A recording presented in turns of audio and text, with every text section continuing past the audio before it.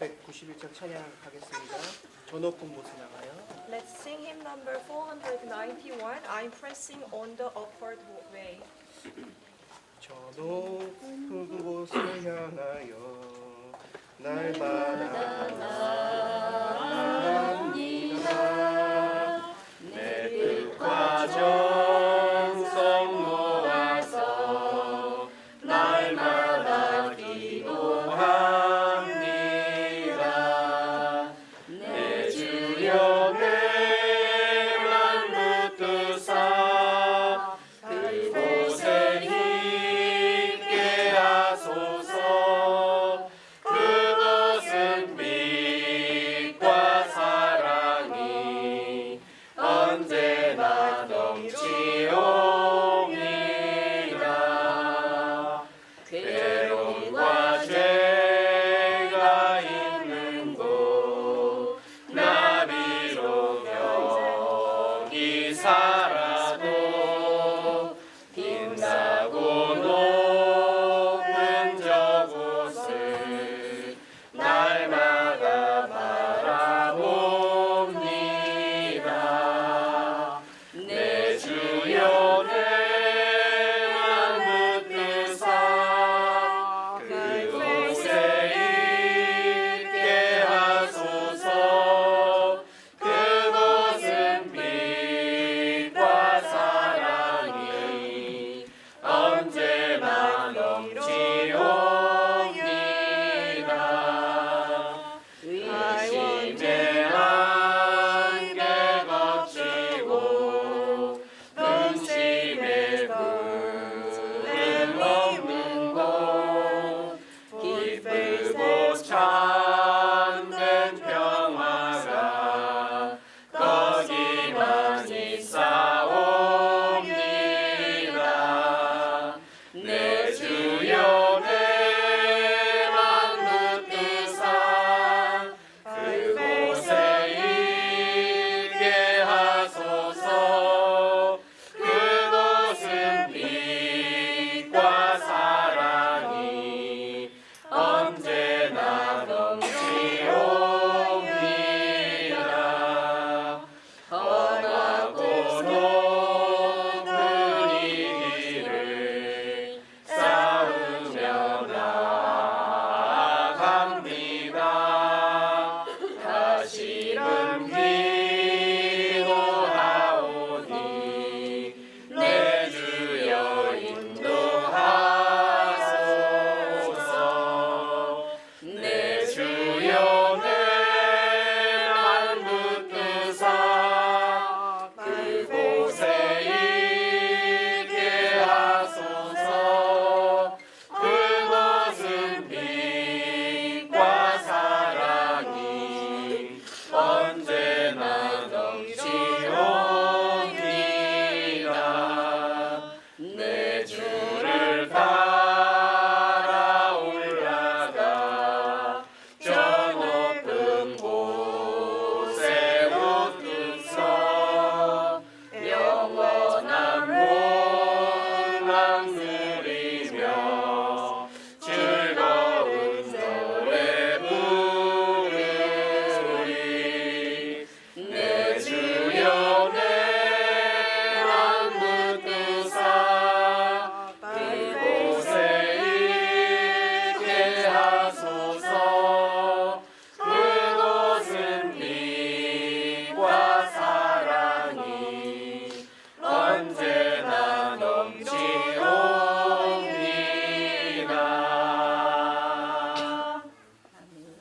아멘.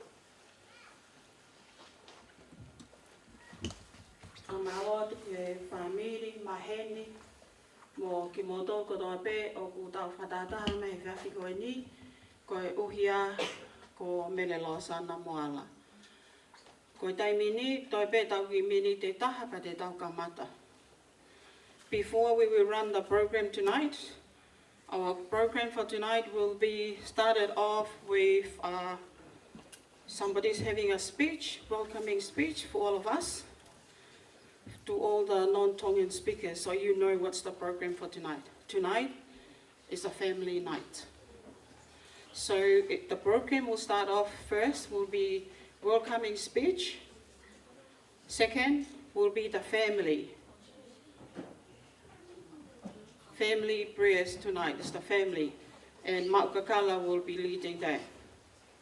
After that, if you know you're here for friends or for somebody, please inform me. I'll be your MC for tonight, and make sure we will fit in to the program for tonight, because it's only 7 to 9:30. 9:30 we should be all clear from here. So if you're here and you want to say a prayer after the family service, family prayer tonight, please let me know, and then I can put you through in the program. Koia, koa te whakahauka te tau ki Polokalama ki he pōni, ko weni ko soko ai whitu, ko kore atu, ki he toko taha koni o ku me whai a lea taritari e whiawhini, ke ne mea mai ki muani o whakahauko a lea taritari. Hiri ko ia, pea whakahauko lewa e Maukakala e tau whamiri ki e whiawhini. Pea ka pau o ki ai ha kulupu ko o mahino i pia pia kulupu henu nau o ki la wihoko mai ko whaambe ke tau whia mahino aki, whakahauko mai. Ko ki more minutes isi ko ni, hei kai ke mau peha toko taha. Ko tau tolu ko tau whamiri, tak whia mau pe ke tau inase whiawhi ko ni, hono huwhi kina a Mele Losana Moala.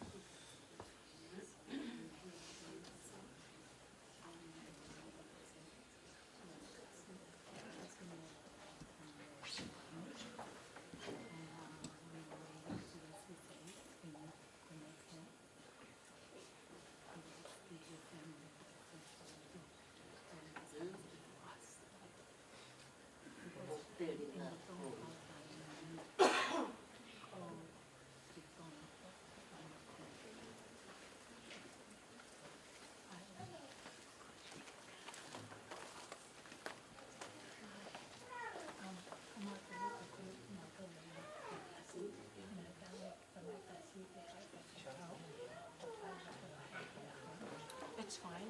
Probably Kamata family, but Osprey family, it's okay. So I offer. Okay. Like I said, after the family program, because they have their reducing and all that is like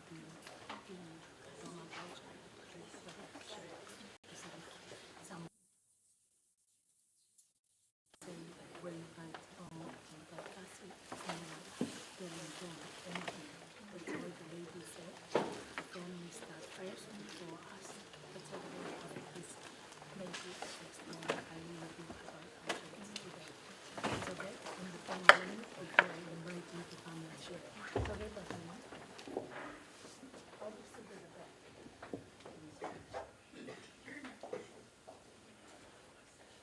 Watapu pia mo e takawhalo tupo. Ka koe a whio e taha mai pia mi lota tatau. E whiawhi whakakoloa koe ni. Watapu atu ki he hoi whikau ka vai kau tau. Hata kilot ka maha Kristiani. O watapu mawahe ki he tahine whahu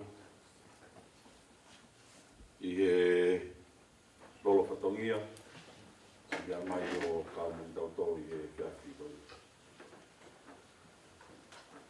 Watapu ki he pekia tulo atu Mele Losana. Tō wege whainga maari e ka marupo ke ne whaiha wa ngango e whiawhi koi ni. Watapu atongo. maka.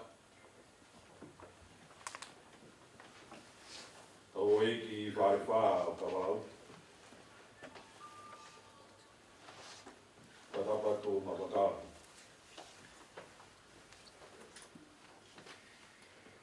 Mawakara Ana me kwa mopona eiki. Te vai kāsila. Wa tapu atu e se. Koe hau motua e tau mako.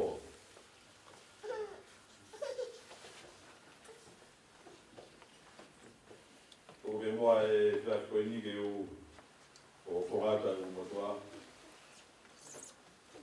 Mai matonga ne pak uno ka mato kiko eon si terminal la ese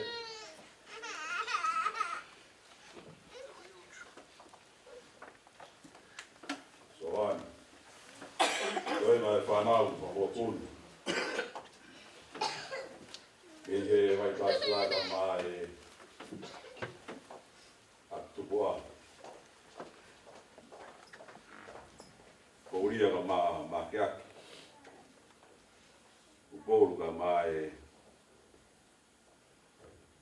aku whaeruia.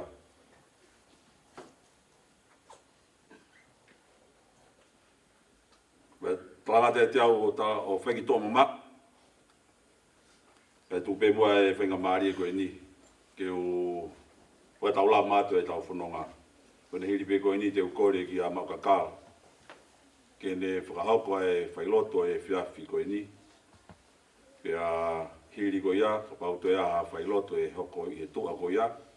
Pea tau hoko atu ai. Kone hawhi pe koe hongo furu. E te ukore pe ki a maukakara. Kene whai alotu tāpuni o e whiawhi koe ni. Pea whakahauko atu lewa no whakaosi. I he konga whamui mui koe ia e pō koe ni. Malo pito, watu.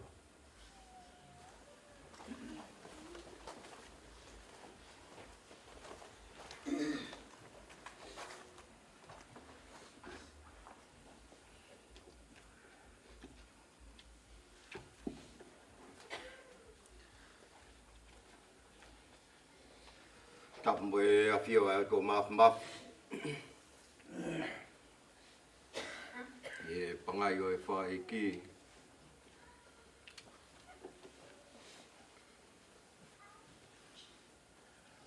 Tap mea turo ke whitau ku toka. Whai ho tau whama. Tap ke whahu. Tara mo ka pui tu ke wufanga. Tara malu o kamata ke marpo e te whini. Tangata e te au whaikitu. Kau talango fua ke whekau. Whamore atu ke whamiri. O lai te kau whaikau he whamiri. Koe haau ke utu atu. Taha pe ko talango fua ke whekau. Ke ko uhinga ia. O talango fua. Ke kau whai tūtū ni. Whamore iau na whai whange ku nofo a māma kai lawa mau kakara i kai. Ku talango fua ke whekau. Ke whai peha taulot ko talango fua pe kau hi. Ko whekau mai ki whaha taulot whamiri. Tau hiwa i hen te au hongo furu mā wha o himi. Te au hongo furu mā wha. Eiki koe ofa a au koe moana lolot. Pea ngalo hi whoki ai e mau ngahi angahia, pea kua ufi e kovi katoa pē. E ki koe ofa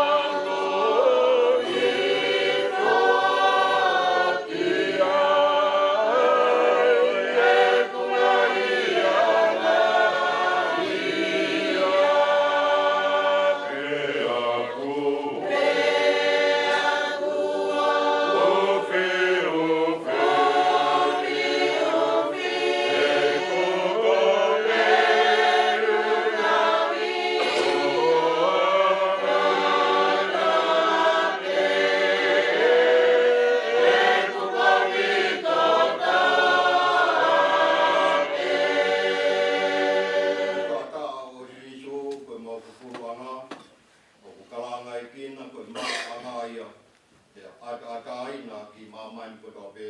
Ko ita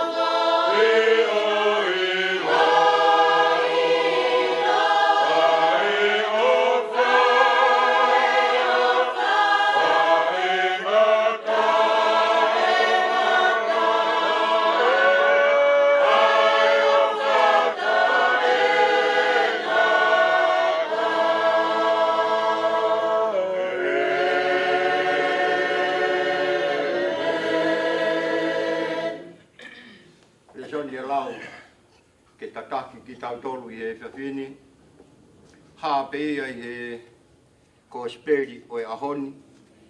Te ko tui ko speri ko eni o ku tau kau whatahai e ngā tia whatataha. Ko re son whamā manlahi. Sion e wahe tā whā. Te ulau pēa e vē se tā. I he re son i ko nika ko speri o ahoni. Sion e wahe tā whā pe ko e vē siwa whitō. Ai au pēa no whārea. Ko e alu eni kau toko hawhie marie kia te motolu. Ko hawhie marie a ako. O ko whaki atu kia te motolu. O ki kai hange, ko whaki a mamani. Ai ko whaki kia te motolu. O ana toko ke puputu ho moloto. O maa hane mana wahe. Ko ia tau re soni. Ta ko tui. Le soni ko eni, ako naki kakato beia, ma tautolu, o Mele Losana, whatatahai aki tautolu he whiawhini. Tau hiva. Ni mangiau whangufuru ma nima o himi, nima whanima, karistiane, oua e loto hi, Neongo ho mo oa he fu mamahini. Kau hi holotolahi tuku ho irifia. Kei sātai bea sātai te eki riwa ia.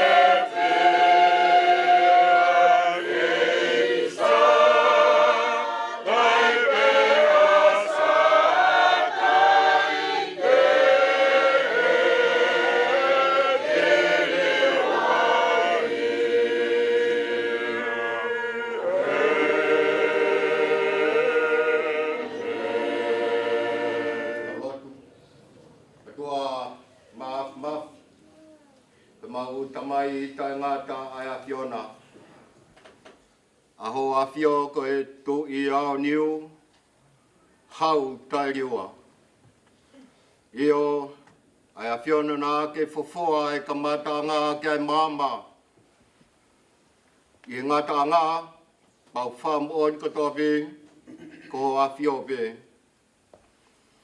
O tualahi ai afio na toko taha tope. Aku ke whālute ai māma mau iai pe molangi. Ko hao niu ia. Io, po mau iai ko koe nā ke whaki ko koe ai pe ko ke toto. Hei whaftai ai pe hua whao siawa. E whiawhi whākoloa koe niu mau whaftai at ki o awhio. Tak whanonga e awhio nā whai mai mau ui. He piriki me mau whai I taimi. Mau whamoni atu ho tōnak mahu he halafonongau mau tā I mari ai. Mau laka fie laka pa mo teki fie teki. He tauhide rei ai a Fiona. Au mau whafta I atu ki atu koe o tua. E whiawhini ke he honoa ngā. E whiawhi o e kaunga tangi. Kaunga api ki uma. Toki ongo hono puke puke ki mau tolu he toto I tonga. Pea koe meri angai ai mau no fo e o tua. Koe ne whaha. O ku kei whetā whia ki mawhana ho mau toto. Ke ne whai ho mau wha mau popo. Tō kai mananga e a Fiona. He koloa mau heni ai he whiawhini. Ko hi koe whitau ku toka. Tua mau whaftai te ki at koe. Ko hi koe matai koloa nā ke whakoloa ki ai kaunanga koe ni. He hala whanonga. Nai si kene rea.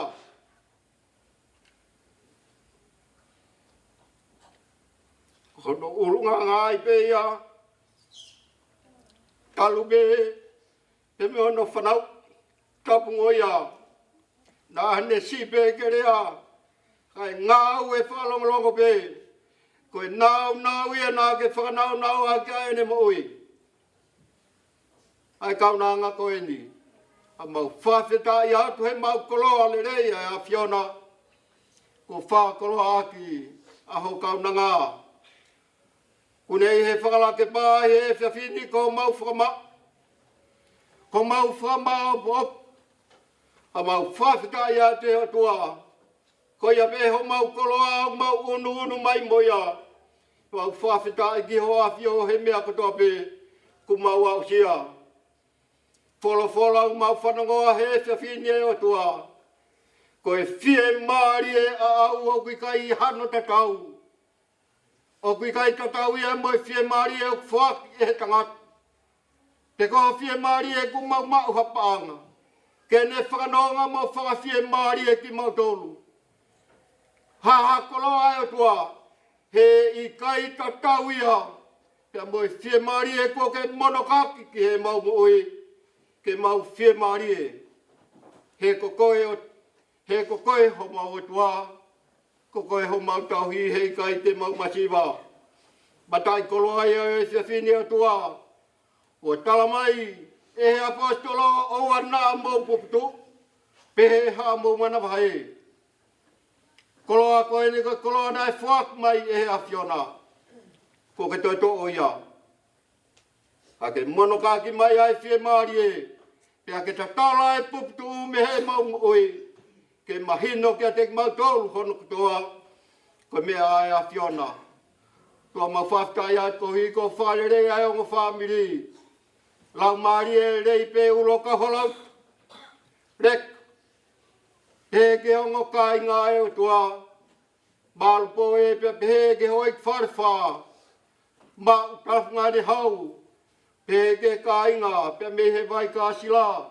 Mau whawhita i atu ho tahi of. Ui ki mau tolo he se whini o mau whata. He kaunanga koe ni. Ka whiongo aki o tua. Ai mau whio whawhani. E maa ai mea katoa pe o tua he umataha. Koe lau maari e iau mau unu mai moia. Koe mau lotu ia e atua. Hapai aki o a whio. Ulu motua. Ai whahu. Ke whangatuonga ne o tua pepehe ke toko wā. He ke ai se tape mo toenga singai wha e. Koe mau lotu ia e atua hono ngā. Ho whie maari e whākoroa aki ki nau tolu. Mau lotu atu atua. A pongpongina pe moe alunga pe moe o au kotoa pe. Oi mea whakaiti u mau hapai a tuku ki o a whio. Tuku ke uri fohe mama tolu ka mau mata mea tō wheiwa e toa. He mata fohe ai hau. He mau no ai ki a taulanga o ku. I he whanonga au mau whailo tonga e whainga tā koe ni. Mau whakawhi ho lau maari e tau kau ngā whanonga pia mo koe. Ki whamai ho kere si o toa whai ho mau whameri no he tapa katoa pe. Tupangi where o ko mahu e a Fiona. Whakata e mau tokona ki mea e ngā whatongia katoa pe. Oi mea whakaeki koe ni. Maho whalaolao e mea katoa pe mā mau tolu. Pea au hono mama whaka mau tolu hono mama. Pea mau tūta tonu ai. O mālohi noa. Ke whakatoa e whatongia katoa pe. Whakatoa e mau lotu e atua. Tāke e mau whanonga. Tuke mau mui at ki at koe. Mau kore katoa e ngahi mea ni hoa whaalo ko si sukalais. Ka ko mau wham ui. Amen.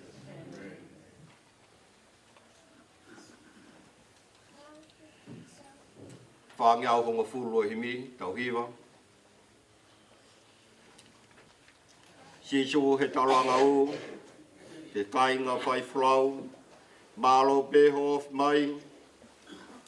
Ke potu whamatangi. Koe tahi whapea ua, ita pia mā olunga. Koe mā makovi eni, whakatanga e rei.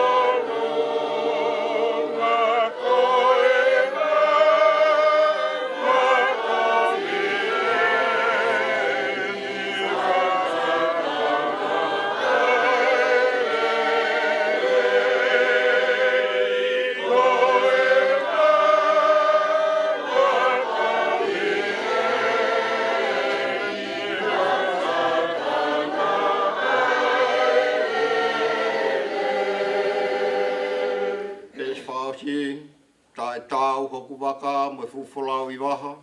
Koe waka vai fu tau pe ke whai he u. Ia ka pau e fau ki toa au pe ke waka ua. Si Jesu wofi au lolotonga e fulau.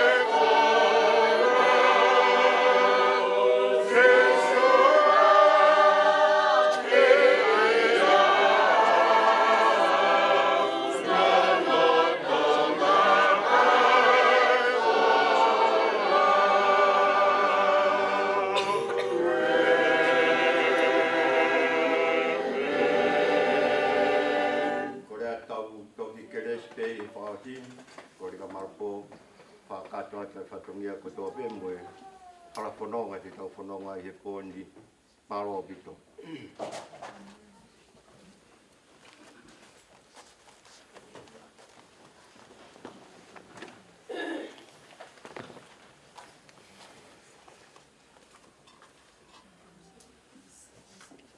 Ko ke whamalmalo pe I he talafa ki kōsi whahakua ni nei. Ata I pia e whamalo ki he whailotu. Mawakara. Hai tuku wholofola, ka maa whoki e tūtū I e wholofola e mo ui I he whare koe ni. Mai kosi lau maari o loa sana, pia a whuhi ai pe puki mautoro. Ka mahalo e tō whatongia, ka maa whoki e loturerei o kwhai, I he whamiri, ka maa e siasi ka moe whanua. Tui koe e whiawhini ku tau wongoi ko tō pē, o ku tangi aloi mata, pia si whetawhat, hala wei kai tau I he whiawhini. Tō whakatō lawa hano ngāhi a kau kakala, e I ka whori pia me I he vai kāsi la, e he whokia e tangi lau aitu, ai makao whē, a mai o tulangi o mua. E whiawhini ku tau whatahataha I he tō e pouri koe ni, I he roto whare o mā ke ake, ka mā vai kā sila, reka ka mā e vai ma eiki pa me I he vai kā sila, o whalahaiat ka tingi mōtoro. Ko tau tūtūni ki he hokatu koe ni, ka pauku kei uataha ku walau ke whakahau kua taha whailotu, ka koe hawhi pehe o fulu, ka whamao ko o koreo, o Tāpuni pe he makakala e tau roto. Pakai kai ke iaha whailotu. A tā pe mua ki manat meri ka pau whainga maari e. Kai te tau hiwi hiwa pe ai o taitari. Ke tau taimi koe e tāpuni ai o tau whareni he whiawhini. Tau tārai pe anai e tūtūni koe au e tau porokalama ki a pongpong kia moi tūsi te. Mau koe ia pe.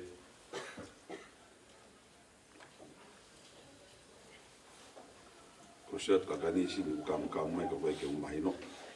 Mahal vai o mana vai pe ma whailotu o mana ki.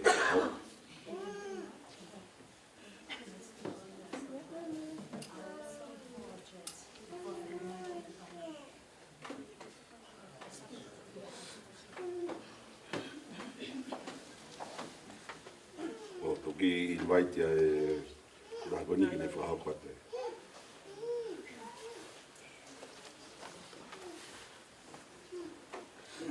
We give the glory and honor to God. And we are the church.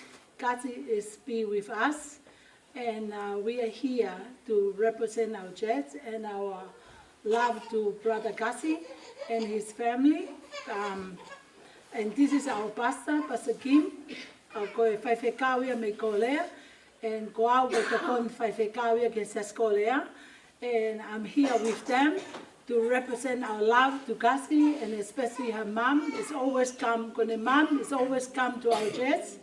And we love Pastor Kim to invite him to come, and he wants to share the gospel with us. And yes, that's why we are here, to only preach the gospel and Jesus Christ. We invite Pastor Kim to come and share and pray for ke pekia, behefo ke family mo mea kotoa henu, mau mai pe ko unga, ko maulele mai pe ke whafofonga e a Gassi mo ni ki family.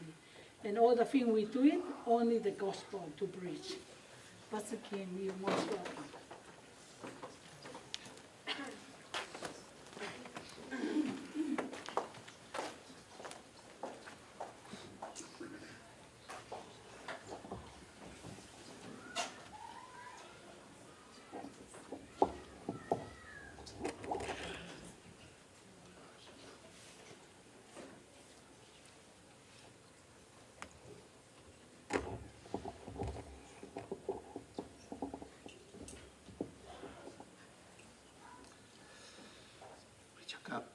우리 잠깐 예배를 위해서 묵상하도록 하겠습니다.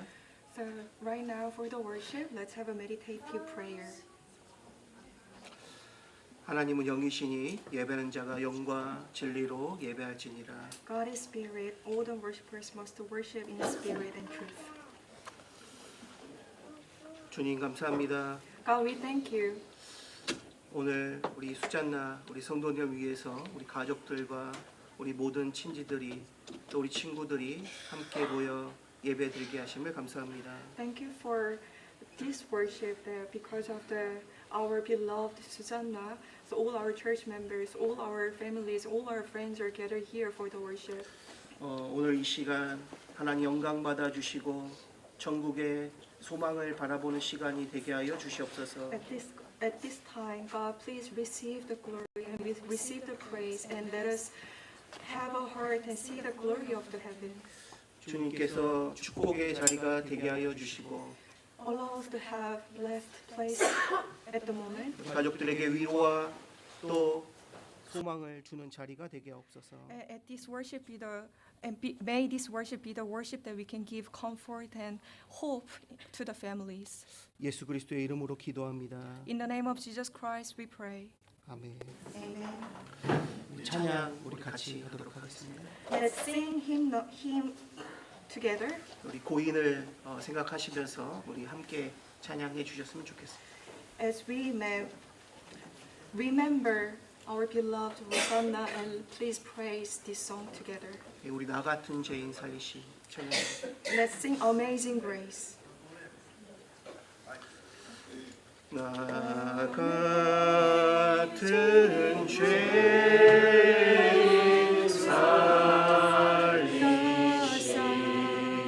세상에 놀라워 이로써 생명 찾았고 완전을 얻어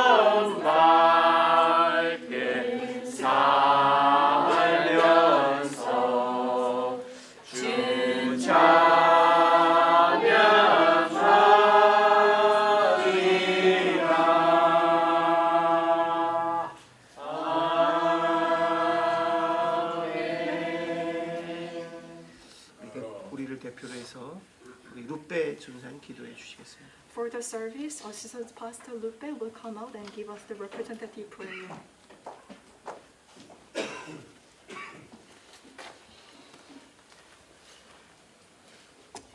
Eta lot.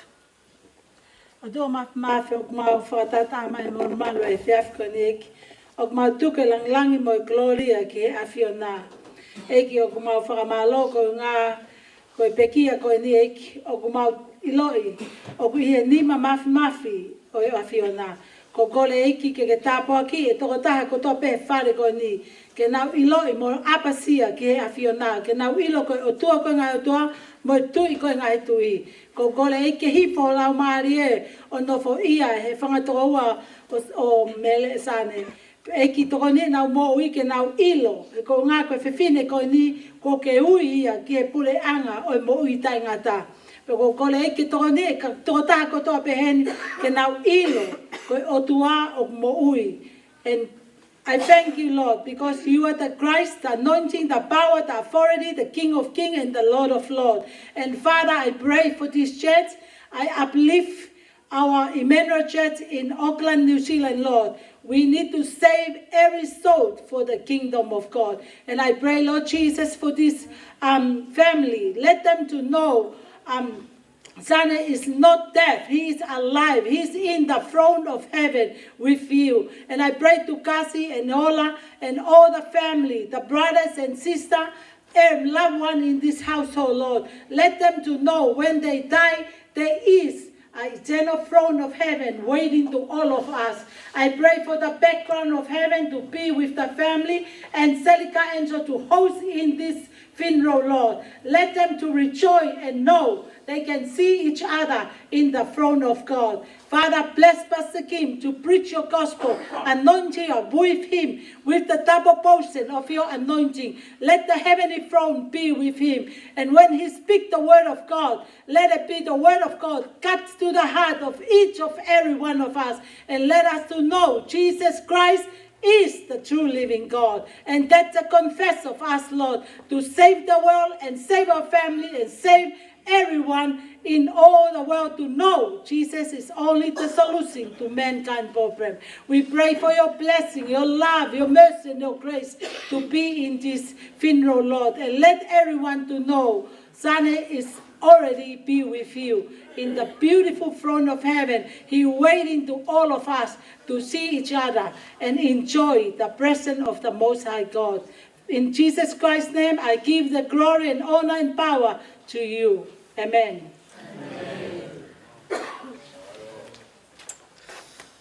우리 말씀 같이 보겠습니다. Let's look at the Bible together.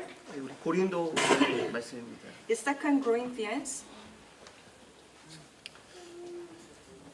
고린도서 10장 7절 8절 말씀을 제가 봉독해 드리겠습니다. It's 2 Corinthians chapter 10, verse 7 to 8. I will read it. You are looking only on the surface of things. If anyone is confident that he belongs to Christ, he should consider again that we belong to Christ just as much as he. For even if I boast somewhat freely about the authority the Lord gave us for building you up rather than pulling you down, I will not be ashamed of it. 이 시간 우리 수잔나 또 성도를 위해서 예배 드리게 하심을 하나님께 감사드립니다. At this time, I give thanks to the Lord because, for our beloved sister Susanna's funeral service. 우리 동가 분들이 오늘 많으신 줄 압니다. I believe there are lots of Tongan people here for the worship. 동안 우리 장례식에 왜 한국인이 왔냐 이렇게 생각할 수 있습니다. You may be curious about why on the earth, like the Korean people, join the Tongan funeral service. 위로하는데 우리 동안이 어디 있고 한국인이 어디 있겠습니까? Like for the comforting the families and comforting who lost the beloved one. So we don't need any nationalities. 우리 원래 한 가족이었습니다. Especially for us, we were one family before. 한 분이신 하나님을 우리가 믿습니다. Because we believe God who is one, and we believe God. 그걸 꼭 여러분 기억해 주시기 바랍니다. I hope you to remember this. 또 한 가지 중요한 또 사실이 있습니다. And there is one other important fact.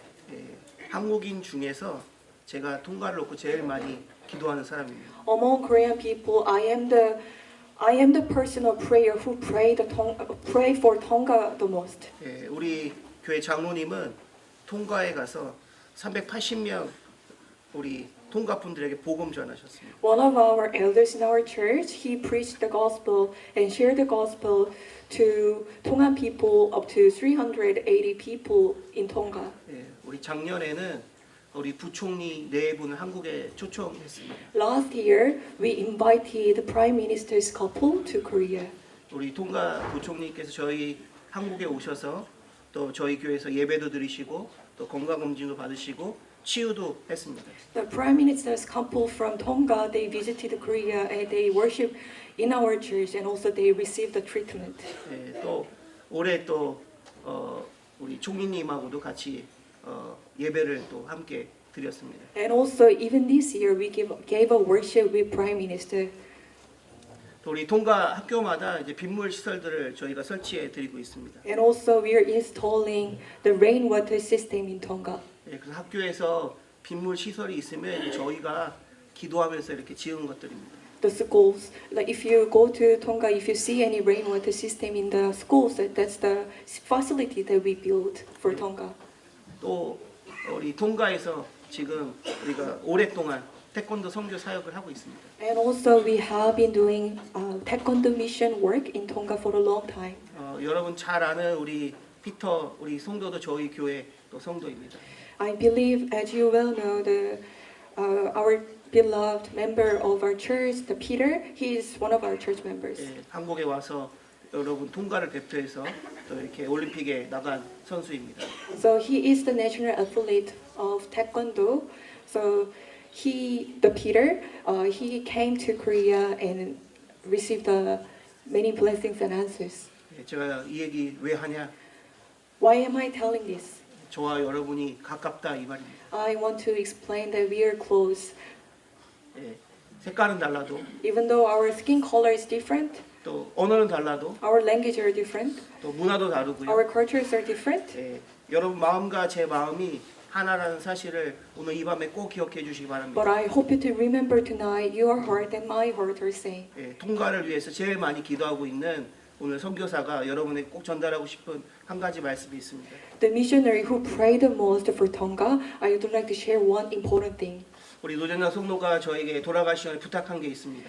Our beloved Losana, she requested one thing before she passed away. 예, 저는 이 약속을 지키기 위해 이 자리에 섰습니다. I am standing here to keep her word.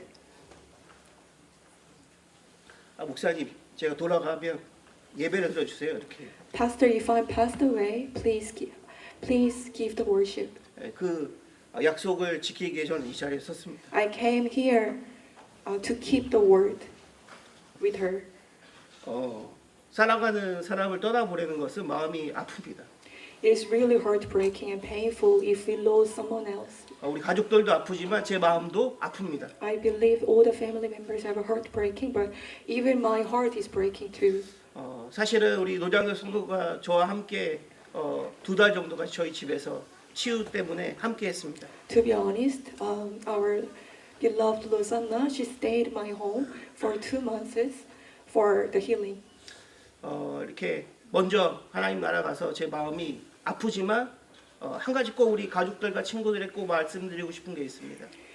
It is also heartbreaking for me, like because she went back to heaven before me. But there is one thing I would like to share with you. 이 자리가 이별의 자리가 아니라 This is not the place for farewell. 영원한 생명과 소망을 회복하는 자리가 되기를 기도합니다. I pray and I believe that this place will be the place of restoration of eternal covenant. 그것이 우리 로잔나 성도가 저에게 부탁했던 것입니다.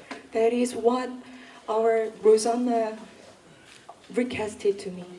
죽음이 끝나는 것이 아니라 하나님 나라의 축복을 누리는 자리입니다. Death is not the end. Death is another beginning to enjoy the blessing of the kingdom of God. 예수님이 십자가에서 이런 말씀을 하셨습니다. Jesus shared this message on the cross. 다 이루었다. It is finished. 네, 무슨 말씀일까요? What does this mean? 죄와 저주와 이 사망의 권세를 이기셨다 이 말입니다. He overcame sin, death, and power of hell. 예, 이 세상의 모든 문제를 십자가에서 끝내셨다 이 말입니다. He finished every problem in this world on the cross. 이 사실을 믿는 자마다 멸망하지 않고 영생을 얻는다 말씀하셨습니다. He said, "Those whoever believes in this word will never perish but have eternal life." 그것이 요한복음 3장 16절의 말씀입니다. That is written in John 3:16.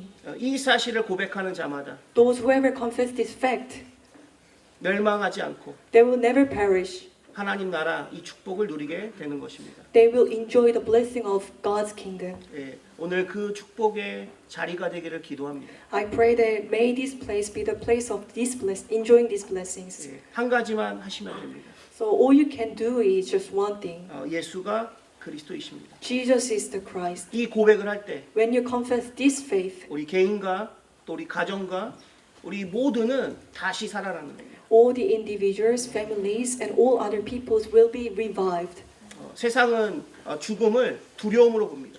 So in worldly people, they face the death with the fear. 예, 죽으면 끝난다 생각합니다. They thought if they die, everything will be finished. 그런데 우리는 믿습니다. But we believe 죽음이 끝이 아니라 death is not the end. 하나님의 나라로 들어가는 영광의 시간입니다. That's the honorary time that we can enter into God's glory. 예수를 그리스도로 고백한 자는 두려워하지 않습니다. Those who confess that Jesus is the Christ, they have no fear.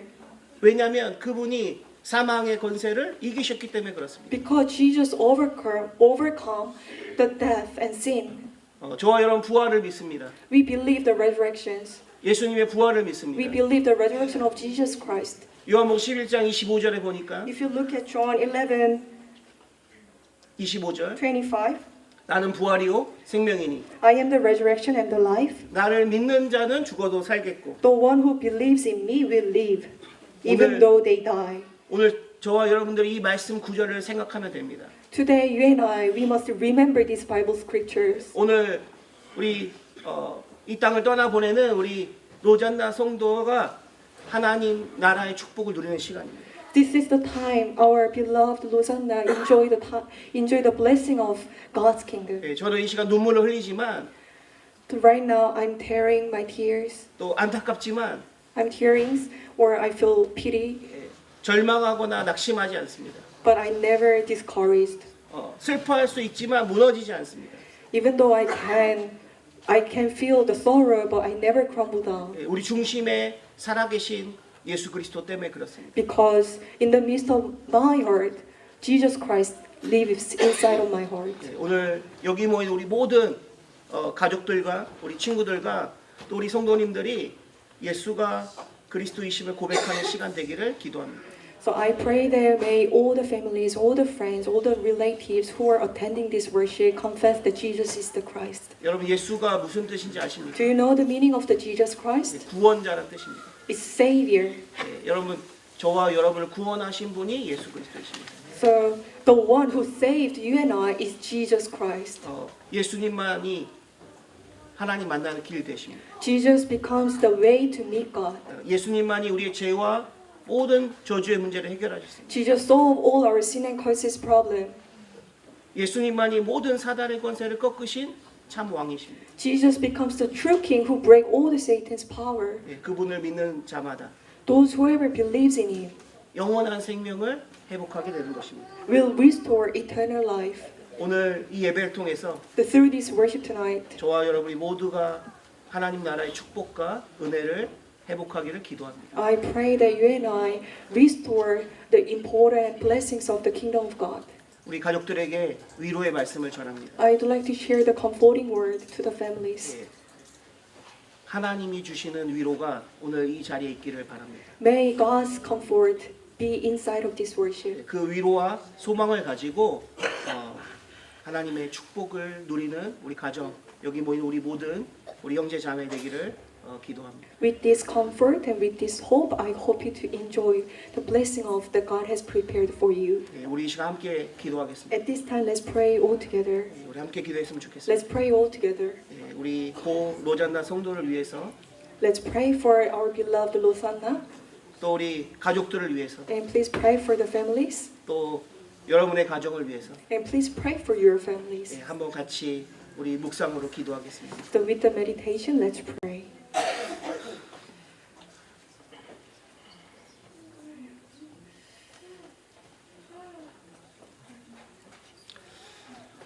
주님 감사합니다. God, we thank you.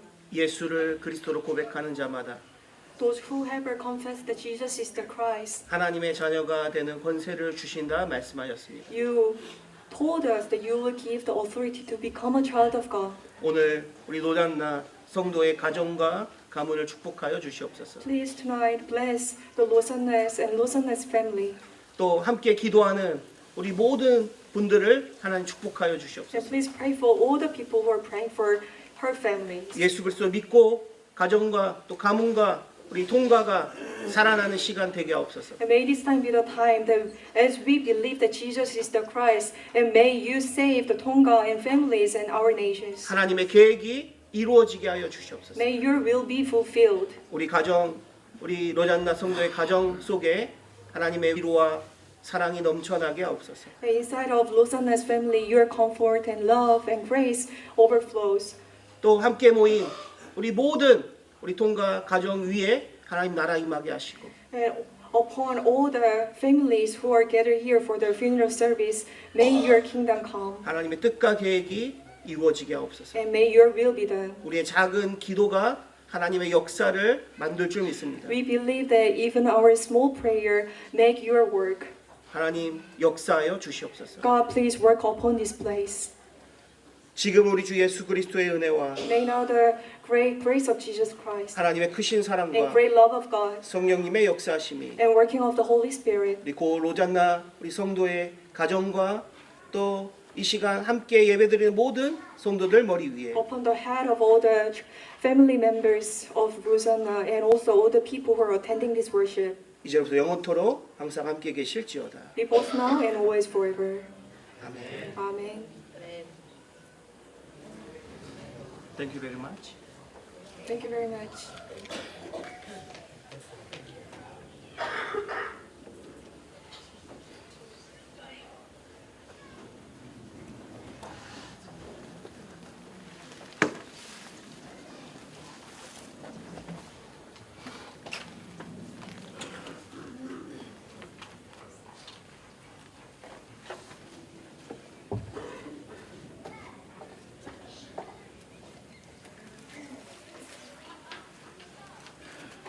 I would like to take this opportunity to thank you to the Reverend Gorian and also from Gus's Church for these prayers and being with us tonight.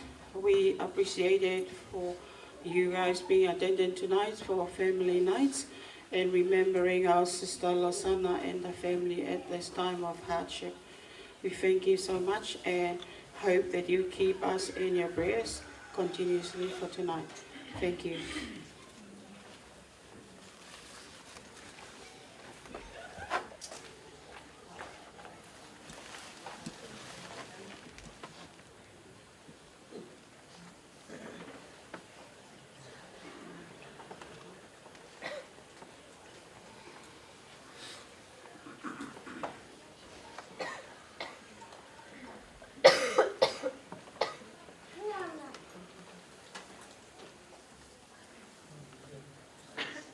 que tauhi ke mamata di losari o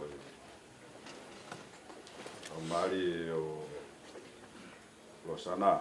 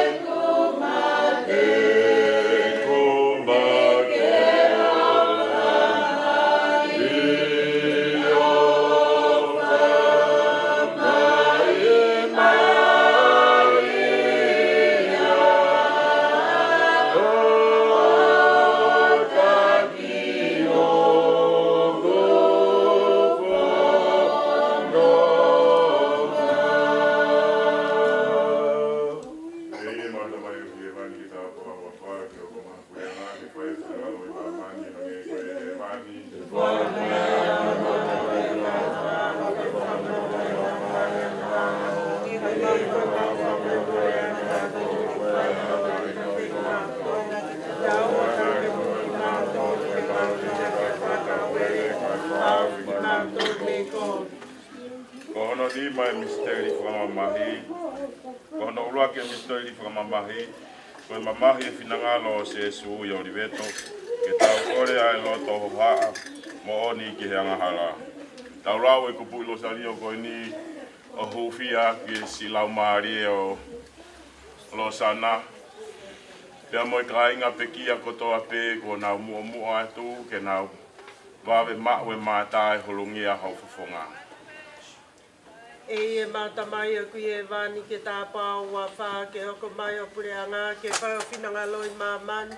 O hange ko ia he wani. Fua ki mai a honi a mau mea kai wha, te whamale mole mau ngahi anga hala. Hange ko i mau whamale mole a ki nā tōlo whai ala mate ki mau tōn. Te haua nā ke ki mau tōn, ke mau ka whātau e ka whau ki mau tōn me ko. Stofa malia ke mohe kalasia te koe a eiki. Ke monui a koe te whine fua pe au whai tāpe kina e fua ho manawa ko se su. Fia ki mau tōlo ngā halai a honi mo au fo ke mau mate amen. Stofa malia ke mohe kalasia te koe a eiki. Ke monui a koe te whine fua pe au whai tāpe kina e fua ho manawa ko se su. Tamalia whai e tua uwhia mau tōlo ngā halai a honi mo au fo ke mau mate amen. Stofa malia ke moe kalasia.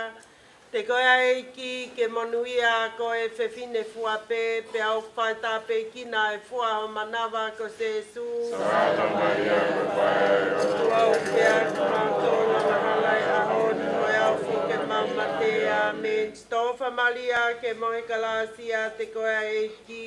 Ke monui a koe pe whine fua pe au whai tāpe kina e fua ho manawa ko se su. Malia whai e tua uwhia mau tōlo ngā halai a honi mo au fo ke mau mate amen. Stofa malia ke moe kalasia te koe a eiki. Ke monui a koe pe whine fua pe au whai tāpe kina e fua ho manawa ko se su. Maria whai e tua uwhia mau tōlo ngā halai a honi mo au fo ke mau mate amen. Stofa malia ke mohe kalasia te koe a eiki. Ke monui a koe pe whine fua pe au whai tāpe kina e fua ho manawa ko se su. Maria whai e tua uwhia mau tōlo ngā halai a honi mo au fo ke mau mate amen. Stofa malia ke mohe kalasia te koe a eiki. Ke monui a koe pe whine fua pe au whai tāpe kina e fua ho manawa ko se su. Maria whai e tua uwhia mau tōlo ngā halai a honi mo au fo ke mau mate amen. Stofa malia ke mohe kalasia te koe a eiki. Ke monui a koe pe whine fua pe au whai tāpe kina e fua ho manawa ko se su. Maria whai e tua Fia ki mau tōlo ngā halai a honi mo au fo ke mau mate amen. Stofa malia ke moe kalasia te koe a eiki. Ke monui a koe pe whine fua pe au whai tāpe kina e fua ho manawa ko se su. Maria whai e tua uwhia mau tōlo ngā halai a honi mo au fo ke mau mate amen. Stofa malia ke moe kalasia. Te koe a eiki ke monui a koe pe whine fua pe au whai tāpe kina e fua o manawa ko se su. Maria whai e tua uwhia mau tōlo ngā halai a honi mo au fo ke mau mate amen. Gloria ke tamai mo alo mo lau mali e mao ni oni. Tau wani ke gloria i mua gloria oni mo au kutoa pe taingata amen. Se su ke whamule mole Manga yanga halau. Kia kohe ni mo tatake a te ngailau mari e kotoa ki e wani kata te whito ka te ka. Ono ni mai misteri whamamahi. Koe pekia se su i kolosi. Ke tau kore a loto ofa ke ne a fio. Tau manatua heni. Si whanau a Losana. Pe mo toe ngā e whamiri. Mo whainga taa o ku hoki tonu ai. mai ui wai ki tāpō ua wha ki au whai o pule ki whāwhina o i māmai ni rangi koe he langi. Ke whāki mai a mea maumea kai whā, ke whamre mole mangai ang hala. Hangi koe mau whamre mole ak nā tōru whai ala mai te mātong. Te awana ke tukuti mātong, ke mauni ke whātawele, ke whāwhi mātong me kōng. So do whai Maria o ke mūka asia o koe ai eki. Koe munia koe whine fōpe do whai tāpe kina ai fōri manawa ko se isu. Tangata Maria whaia tua uki at mātong langa hala e ahoni koe au whoke maumate. Amen. So do whai Maria o ke mūka asia o ke koe ai eki o ke munia koe whine fōpe do whai tāpe kina ai fōri manawa ko se isu. Tangata Maria whaia tua uki at mātong langa hala e ahoni koe au whoke maumate. Amen.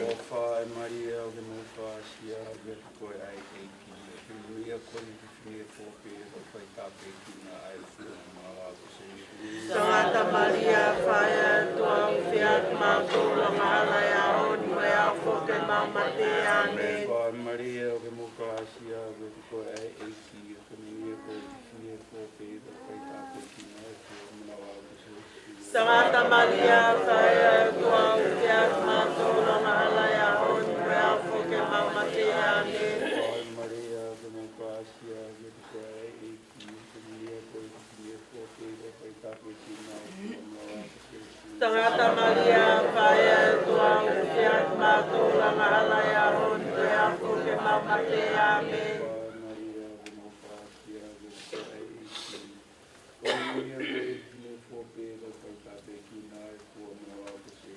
Tangata Maria whaia tua uki at mātong langa hala e ahoni koe au whoke maumate. Amen.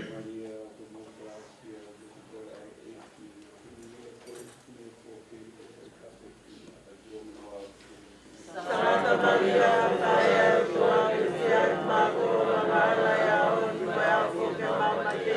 Amen. Whai Maria o ke mūka asia o ke koe ai eki o ke munia koe whine fōpe do whai tāpe kina ai fōa manawa ko se isu. Tangata Maria whaia tua uki at mātong langa hala e ahoni koe au whoke maumate. Amen. O whai Maria o ke mūka asia o ke koe ai eki o ke munia koe whine fōpe do whai tāpe kina ai fōa manawa ko se isu.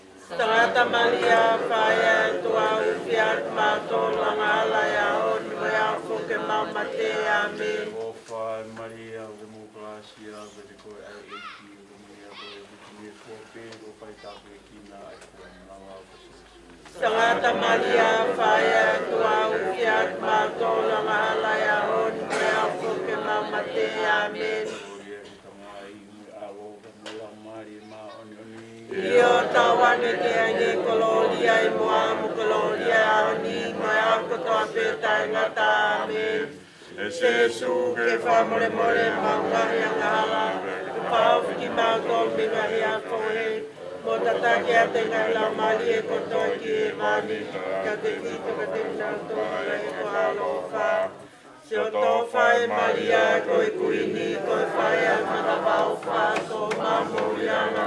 Mo mau whie Marianga pia mo mau a manakanga whoki. Se o tō whae mātata whake te koe a ki māko koe whanau no whau no whaiwi. Ko koe peo mau whala ki e mau toru ki mau whakasia mo te kani e maha mamaini. Pei te whokonga I te māko a koe ko mau laflafianga.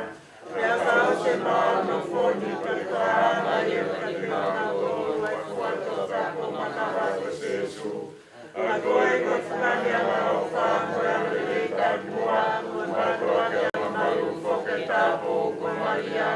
Ke huwhia ki mātolo e koe whae tapu ai o tua. Ko ike maunga I ke wholokola Kristo. Ke tau kore. O tua e tunga I mea whia I laloni mo ne pekia. Kai o maa whakato e tuho alo whina e tahape. Ko toi lava I o tuku mai ka te ki mātolu. Ai whainga maari e ke monui a taingata. Pe au ku mau tau tapa ke ai ki a Fiona. o ange o kumaunofo, o mawhakalau loto ai ngahe misteri, fungani o lo salio to tapo e tapo, monuia ko Maria, ke mau whai taki ai ke sipinga kone tuku mai, pea ke mau whapapau i ai whuke ai ngahi mea kone tuku mai ai. Ko Riko Jesu Kristo ko mau eiki. Amen. Ko e ko whakatomara e amo e ko whenea e ko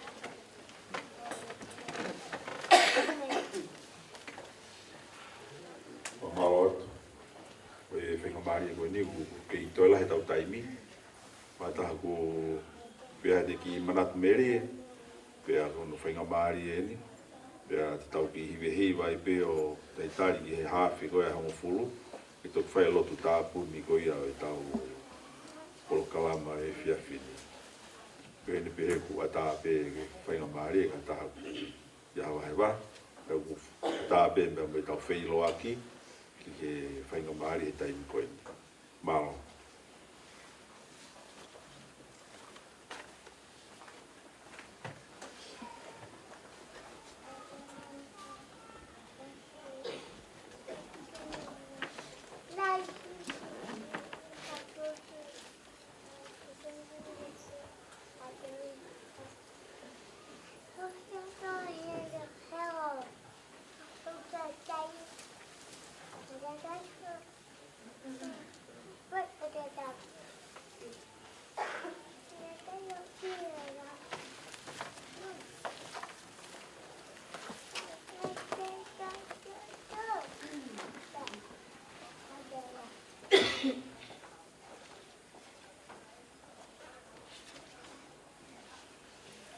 Ko le be ke u whanga e whatapo ho sa whakean mei moani. Ka e tā mo au, ai whainga Maria ko e ni ke whakakato atu peha ki manat merie. Kia te koe Mele Losana Moala.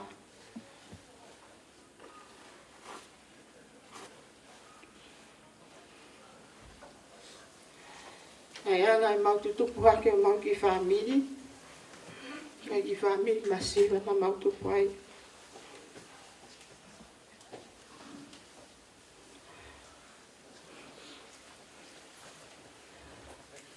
Nai mālo pe e whae alosana, nono tau whango fōru maon.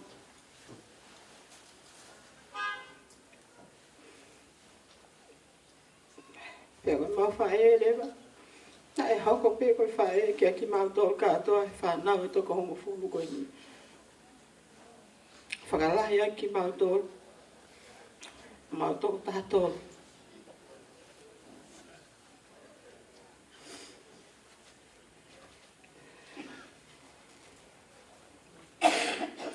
Ko Mele Losana. Ko ta hine lai mo i fia. Ko au mo ki te ina na masisi. Kana ma fai tuto unia pe maka Mele Losana. Nya mea ma fie mao. Te ma pehat pe maki ai o. O ku mai fie mao we. Ko ta lia Losana. Ko mari pe. Na ke bilo po fea tai Mele ita Losana ke te au.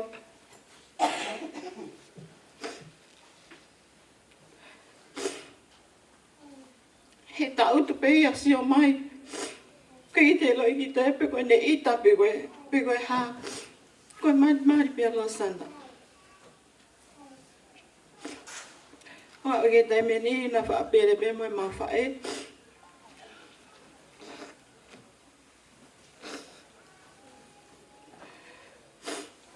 E tafulu ia te mawhae. Oku kata pe ia. Mele Losana. Kawa ulunga anga. Kenki lawa ia ma.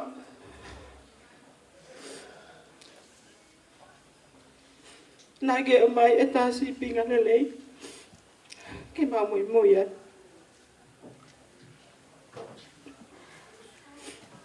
Whaka mai. Masi o hoki te hina I tonga.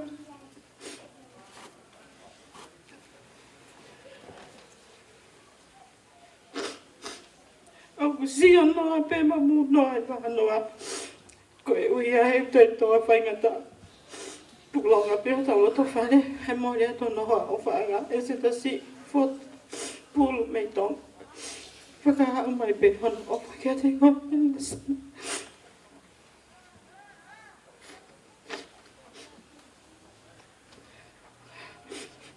Whakamua ange nei kai hoko. Ai pulonga koe ni kai hao o uma whaka osiat ke te koe. Ne o mai pēha ne ofa. E ma whahea te e ne uma ma ne ofa ke te koe.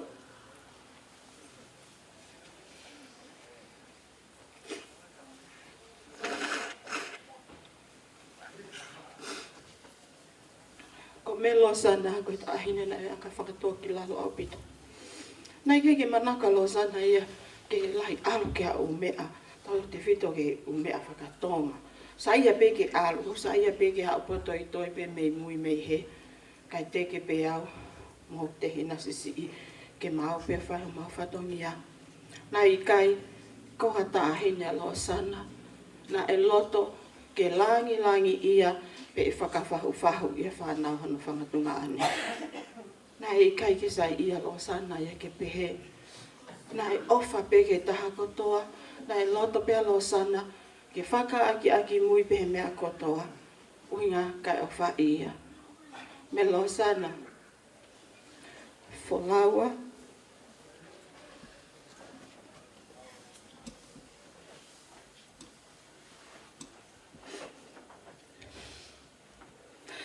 Te peke maho tono tawi ta whae.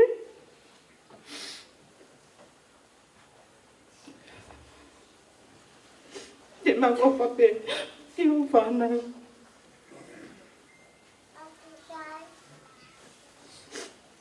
Me whangamupuna.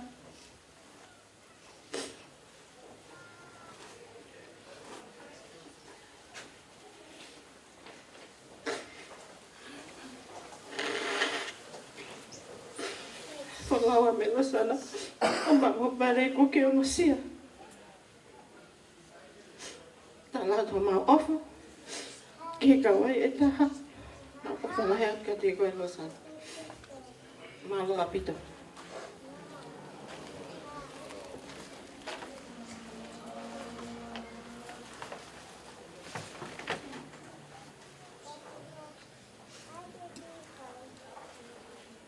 Oi,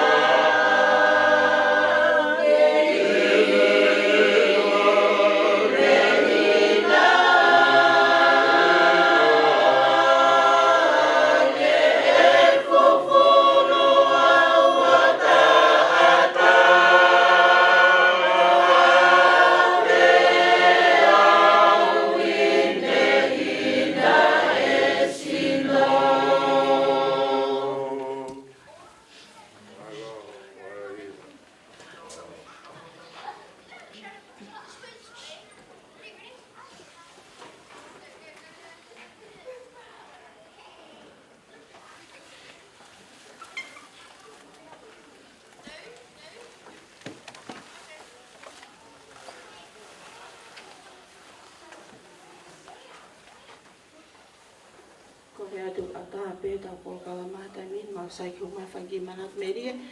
Ka pai osam ni te ua me hene te ke ua manat meria. Te ui atu lewa ai toko taha koe ke hau ki mu ani. O whakahoko atane manat meria. Koe ospe mini te ua me hene. O kui kai ke iaha taha ia e tu umai whakamore more. Te ui atu lewa toko taha ko ia. E ke lava mai ki mu ani o whai hau ki manatu meria. Kia Mele Losana. So be prepared. After 2 minutes from here, no one comes up to the front. I'm going to call out your names to come up here, whether it's 1 or 2 words. But that's the chance for you to have a few words about Losana. So don't walk outside because your name will be announced from here in 2 minutes' time. Thank you.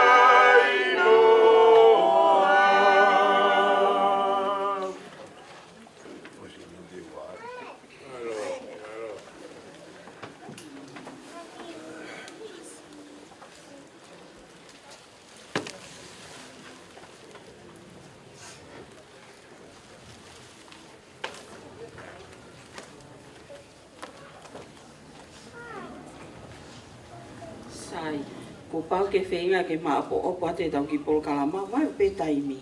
Mana tui, koe ahone, koe whiawhini, koe pohone whamiri, nai whakaata pe ki ataha pe, e ke lava mai ki muani, ai ki manat meria. Ka ko hange o whainga taha tu mai sai te ui atu lewa o hingoa, ka ko ui atu pe, ka ataki mai ki hene o talangofua, mini te taha, mini te wā, koe koloa ia ke tau whakainasi i he mo ui a Losana ne whai whanonga mai. Ko ia ko koreat ka viriami mo a sena ko mo taimien. Ke mo kātaki mai ki muani o whai haa mo manatu merie. Mo teu mai kātoa pe, he te ui atu pe toko taha ki hau ki muani. Mea mai kātaki mai viriami mo hoa ho ki whamiri ko mo taimien malo au pito.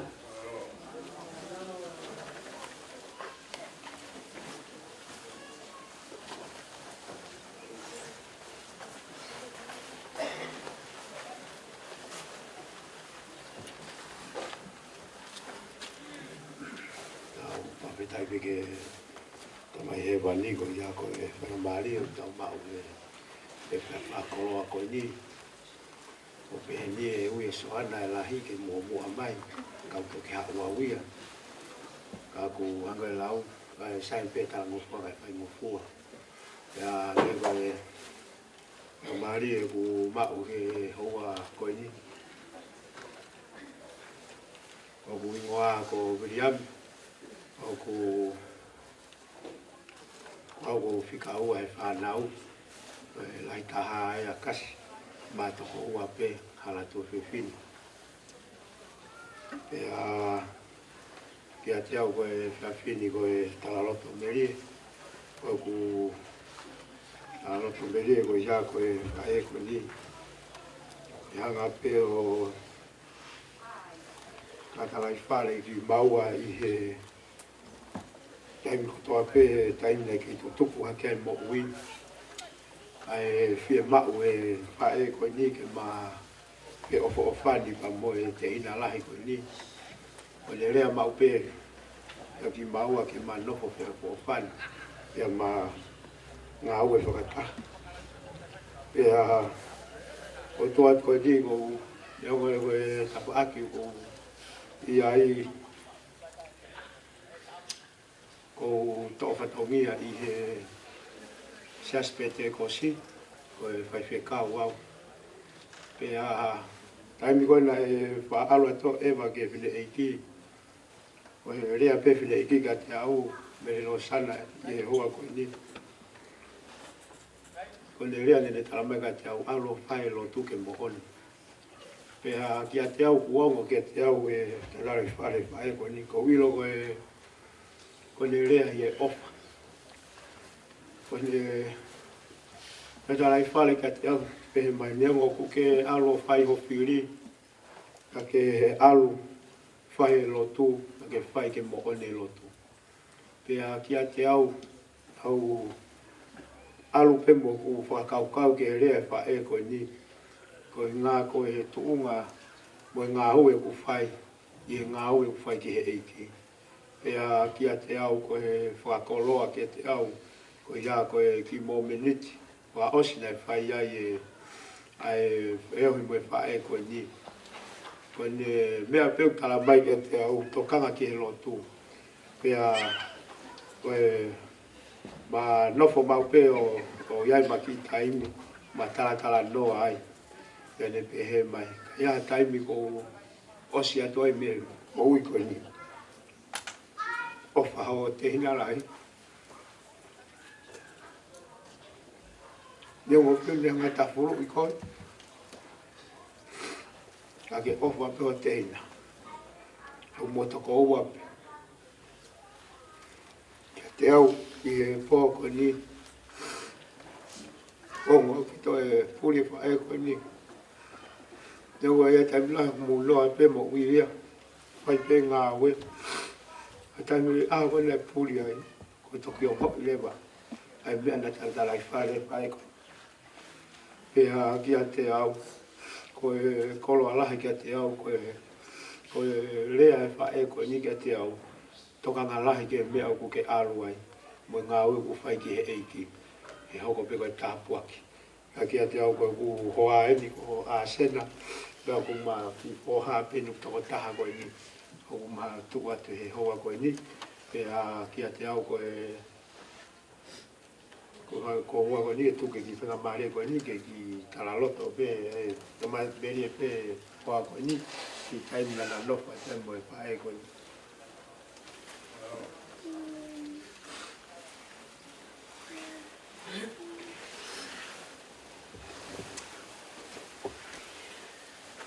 ko kore pe ke whamamama tai te e whiawhini e lea nei toko ose na whahoka toko ai e whiawhkoe ni. Ai pēr e whatamake ke taine whahoka pēr whoki ke urumotoa mo te ngai whamini ano katoa. Ai pēr whoki ke kautaklot ko toa pēr tau i he malumalu e whare koe ni. Ko hiko mo ui e whae koe ni. Pēr ke te au ukulahi au pito pe ai ngahi lelei pia me ngahi manatu whaafo ofa ke mo ia whae koe ni. Pea kouloto pe ke wahe pe ai ngahi ponga mahu inga mo ia Losana i ki wahatai no ko ia na mawheohi mai ai pa mo whae koe ni. I he mahina ua ko helina e lele atu ki tonga i he ko ko hi pe ko mole mo i fine eki. Pea foki mai pe me tonga e kai wholoa pe me ai ko tohi ange ai whae ko eni o ofa o tohi ange ki he hoa whahoko mai ko Losana ni o kui whare mahaki. Ko hi ke maulele atu pe o whai ha si o ke whae ko eni. Pea ko e ku manatu ke mo ia whae ko eni he ka mataanga e ku mauhoa pa mokoa na mali mokoa he December wanoa taha no pena he ko ngai family na nau lawangi ki tonga ko kulele mai aku ia pe mi hapai mai sani kai pe he foki ki wha motu pea i he ku wheloa ki me whae ko ni malele mai ki Nusilani o kamata ki mahau ki Nusilani o Eva mai ki he family pe mo holiday pea o wheloa ke whawhataime ke wheloa ki me whae koe ni. Pea ko taimo tā pe mahau ai, o mahau pe o nofo pe i he te hina lahi koe au kuhoa, taimi koe ana lolotonga i ai pea whae koe ni. Pea mahau koe ia, iai e tau e taha e mahau, ku nofo pe whoke whae koe ni hono loki. Pea mahau koe ia, wahe mai whae ko ni no loki tala mai hau pe ki hen mo hau pe ki hen ke tau nofo whakataha pe he loki ko ni koko i ai. Pea ma hau pe mo hoa mau nofo whakataha pe o mo whakataha pe mo whae ko ni hono loki. Kia te au ko e mo ia Losana pe me ai pe fine na anga whawhai ngofua.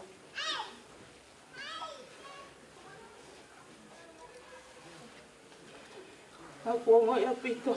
Ai ku lata he whiohi pa mai whae koe ni.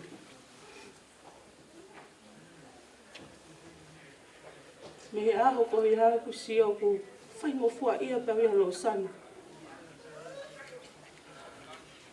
Kai ke hua ngoi ko whai ngata ia ko ngā hao ke whamili koe ni. Hao ma whiohi mai whae ko ni ko ne ki mea lelei ko tau pe. Wahe mai, e kupu pe Losana pe ki foi kaloni, pe ki lole, pe koe ha pe haki mea lele au ke se niti. Pahu pe ke kupu he whae koe ni ke mono whafufu mai ke au mo pila. He taingo toa pe kuma hawa. Au pe ke taime ma lele mai ke whonuani he wanoa tahi wā koe ko ngā ke sio ke o makumi ha mo ui he whonuani. Taingo toa pe kuma asa toa ke whae koe ni. Koe ai pe hane ki mea mau. Pau pe hau e mono mai, whakafufu mai ko hina ilo hataha ki ai, o kuaha ki mea o hanga mono mai kia maua. Wai fwoi taime ni i ku mamu, ko mā, ko hi, ko sio, ko ngana pehe whamili ia, ko ha mea te hai ki toi mono ia ko e ni whai whae ko ni. Ka ko whia ko seke mo ia Losana. I kai ngata pe he e ku whaingofua ia he mo ia whae ko ni. Kana e te kai apita ha taimi talo ku mau hoa mo hoa te uparupale mai mo whae koe ni. Pia taimi te whanonga e ka Losana. O ita ki o te au, pia hoko e ha whahinga parupale mai hanga o he e mawheo hi mo e mawā. Ha mo whae koe ni. Taimi o tō pe ko ase taimi o pila ku fia pe whae koe ni. Mari whakalea mai. Eke me pe uma whewhe hake ko kai masai pe. Kai ke ngata i koe whai mai e whono ngā. Kai ke lava whakakate whatongia ke whae koe ni. I he tuunga ia te maua koe whanau. Pea taimi koe nei whakaonga ngai uku toko te whalimahake e whae koe ni. Ma lele ake te whalimahake. Pea o mea e whainga maare ka te au ke mau haki taimi ke ki no whai mo Losana e whare mahaki o tokoni peke whae koe ni pea a mau pehe hengi ko toa o whai malo ko tangi sana ai peke whai ta lotu wha malo peke o tua ko hi ko ke ia umai ke pompongini ke mau manawai mo ui. Mahal te a he wha ko sio hifo ku tuwai pa mesi o whai ai ngawe ki alo sa ospe ko ia malotu ai pehin hen ko ia pea ospe malotu lawe ki folofola ko lawe pe pea ai taimi ni ko kai ko hanga ai ke ilo whae ko ni whae ko ngau folofola o vale pe we pompo ni tamai sena ko malo atu ko whanau atu pe ki ho lawe folofola e taimi ko toa pe mano whae mo Losana whare mahaki ko po uri ko ai ko ke mohe ko Losana ko ilo pe wofe taimi mohe Losana ko whae malotu ko talotu ke o tua ko hi e ko o tua pe ki ai manawa mo uite ne o te whainga maari e kia te koe te au ke hataimi ku whakahoko whai toa whae ko ni maulela pe whare mahaki whakake ake whae ko ni he no tonga te koe ICU ma lela tu ki ai o lahi nofu holo pe no tapakisi o ki ai. Te au ka taimi ku sai mai ai whae koe ni a tā mai ki he loki koe nei i ai pea ma mohe pō koe ia pea au ma mai ki ngā oe pea tanga Losana sai te nofu pehe te ualu koe ni po ma mai ki ngā oe ki ualu ki ai. Ta mai Losana. Ka teke te hawa e whiawhi ke ta mohe o tarangi. Ia, te ualu pe ke ngā oe, pa te au pe ka e whiawhi, te uhau ke ta mohe. Ngā maha ko si whi tāre whae koe ni, koe ke te au ata sēna ia ke alato mohe mai whae koe ni i whare mahaki. Kau ilo pe ni mahalo ko whakakaukala ngā sana ne pe, masi tahi ne loi moni, o se tala mai hau pa kai ke asa. Asa pa koe moe hoa koe he sāpate ta mai whaea koe ni. Ko pehane ta mai te ke haa ne awhi ke ta mohe. Koe taingo tau pe ko asia tuai ki whare mahaki. Koe lea mene whae koe ni. Te ke hao whakaku ke ta mohe. Ai mo ke ki hao ke ta nofo. Ma lele atu moe hoa, ma whakawheki ke atu moe hoa he hala. Hao koe ia nofo moe whohakau alau ia ki ela mo Losana whamakta mai he hoa. Oa ai ke hoa la he whae ngā aue. Pea whamau pe taimi o kua ke lava mai o sio mai ki a Losana. Pea i hei taimi ko ia ko sio ki he mo ia Losana. Ko fia fia lahi. Pea whaeke mai he ko ngai ai siasi na e ave pe ai mo ia whae koe ni ke konga pe kai ngā lotu ke whae no hufia whae koe ni. Pea talangi, pea tala noa, pea o ko Losana e kusai au pita o mo uilelei pea ko sio peo ki ai kai pe ke ulota au ia ke talangi kahataha o whainga o koe mo ia Losana o tu he tu unga whatu tamaki. Tu ke he whamili na nau iai tono sio ke mo ia Losana. Te tanoa pea wea ka eke mataha ka au he lotu pe eke mataha ka au hawhetu. O whewha ke whae hohoa te tau ka sai au pita o tali a tāpe ia. Kai pe hanga vai ka ta tu unga ke fa e ko. Na loto pe ke sio pa ka sana e sai pa Losana. Na vai ke he we ke ta pa o ko mai we e ki ke fa e ko ni. Kai ke malava mai ki fa le mahaki pa o ilo pe na e kai ke fe mali e fa e ko ni he hage ki folo ka ke ma o ma sio ki ai. Fepe ko e au mai hoa he ose sapat whae to ki hao he moni te sio mai ka Losana. Tane sana, kone ke hao taflu i he whae ko ni e hoa. Pea osko ia whoki ange hoa, mau tohi ange ai te hina lahi ko e hoa ke maha o sio ki a Losana. Ko ngā ta koe alu ia ke whaka os ai mo ia whae ko ni. Ko hao pe ke whae ko ni. Lele mahi mōni te ki whare mahaki o hua toi ki loto sei hai at ka Losana. Koe ki te lea mai whae koe ni ka ku sio mai pepe ha mari mai ko whenga keu lea at kai ko awen ko as mai ki whare mahaki ko sio mai ki ai ko ilo ka pane ki lea Losana mau pe ma Losana. Na ke aloi pe ki koe pe ki te hau koe ke ta mohe whare mahaki. Ka ko whamalo pe ki he eiki. O talange hoa.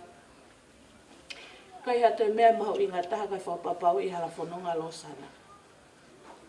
Ke whapapau i tūnga ki ai mo i a whae koe ni. Nai mao pe ki taini. Pea me whae koe ni ki mua pea toki hoko mai ai hui ai o tuake a te ia. Ma hao pe mo pila whae pila ne lotu. te kai pila whakaata e mea kotoa pe. Kaha mea uke mamahi ai, a waha mea nai mo uai holoto, ha whahinga mea pe umawhasi ai ho mo ui. Whia mau ia ke vete kotoa ia ke osi. Ka lawa ke whakaata ho halafono ngau, kai hatoi mea mahu inga.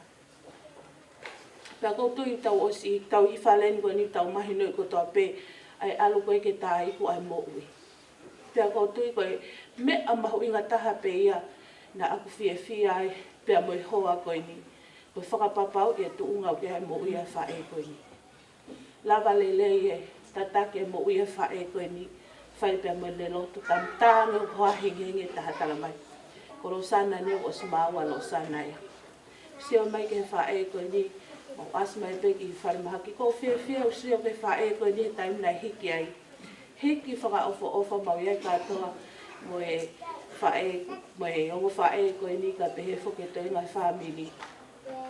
Hiki whaka ofa whae koe ni. Tau hange mo lea pe e te tangia kita he te sio ki whaka ofa hiki a Losana. O mo whamalo pe ki he o tua, koe pule pe ia tai hamai. Pea kou ilo, nai o sanga pe o tua tuku mai ai taimi pea me whainga maari e lahi ki mo ui a Losana. Ke te wai e ne halafononga. Pea ko ia i he whiawhi koe ni Losana. Alu awhi maari e.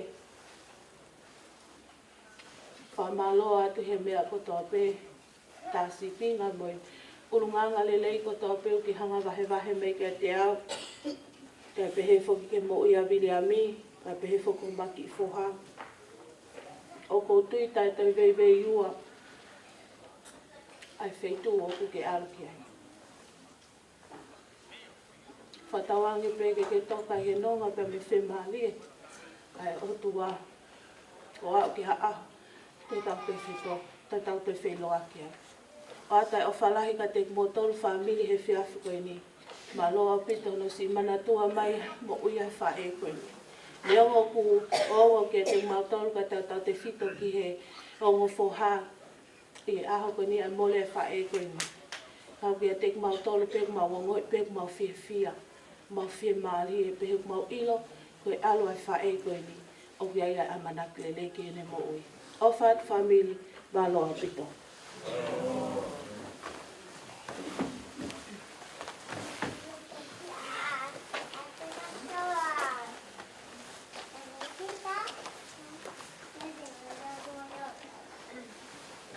Malo tapi to video mo asin na talang fuwa.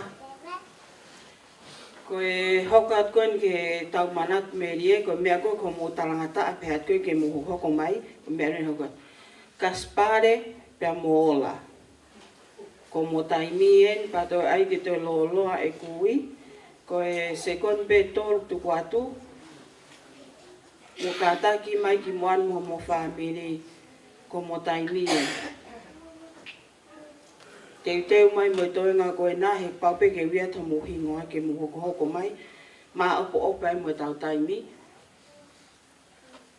Ke taimi o se ta polka mai po ni malo opito.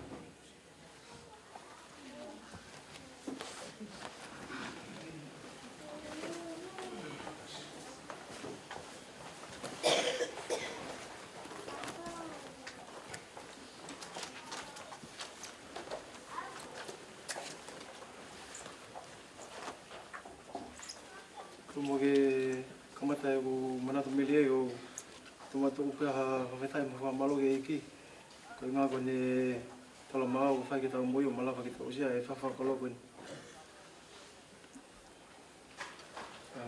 tumoge fa ko ko tapa te ka ho lo fa ho tapa ke ha mata pure mo e ha ho iki ko to ge fa re ko ni po ko ni e fa mo ge fa ki manatu melie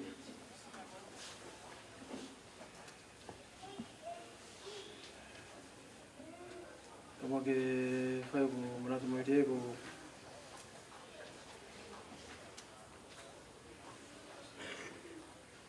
pa feta e pike ke nga kone tataki ko fai ke mo i mo ki family mo ni ko e mo i la e ala fai ngata o pa feta ke nga kone ngai to ko ni to pe ni fai ke teo Ako vinga ko kasi ko e laita hawa Mele Losana Moala. E ako ko hoa di ko ola. E mau ki whanai toko wha. Ako e toko ua ko ilo ko hea whae tu hina ko he na ola tu.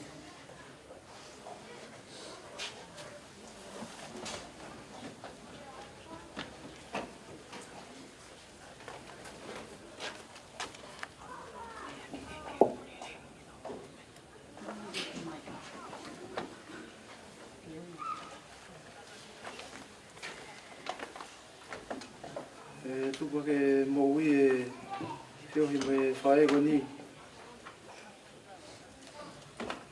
Kau e tamasi i rangata alahi moni. Kana fua ma pia mahi ko tō pē. Ni anga whakata i au.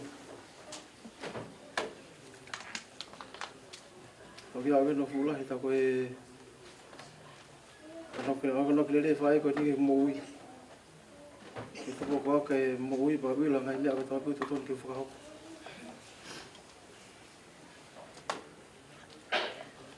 E ulunganga i ku whae ko e whine nia ko e whine whakalongolongo. Ka ngā tahai au tawhuru i pe ngahi a te longolongo pe.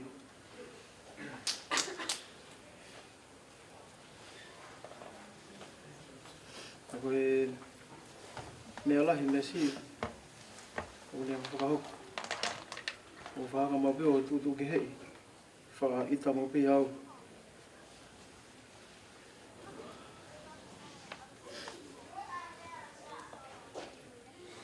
Ia koe ki mo miniti na e hawai o toko te whare maha ki. Taimi na mawheo hui ai. Toki roi mwone e ku au whae ko ni i whanau.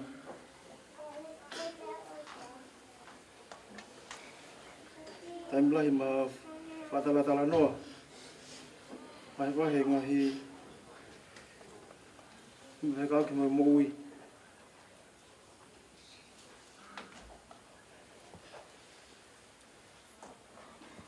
Whalongolongo ke whae ko ni ko iloi. E ne whakakau. E wha bebe taimi. E hola ega ni ngari aki mauto.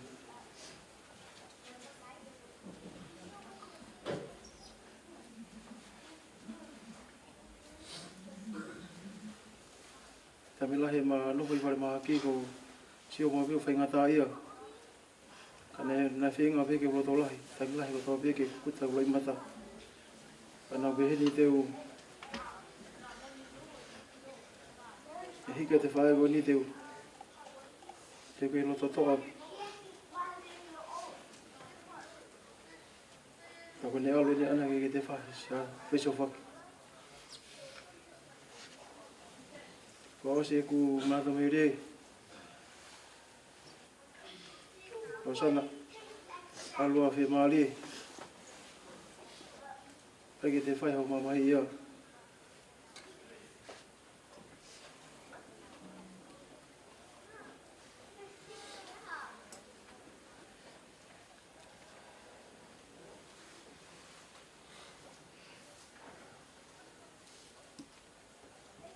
Whakalai kia te koe.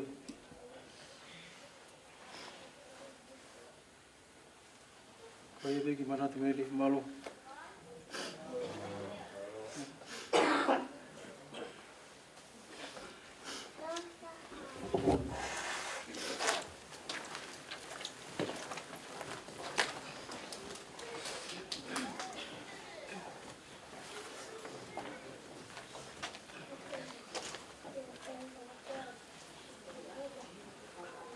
Malo pito kaspale me mola talanga fua.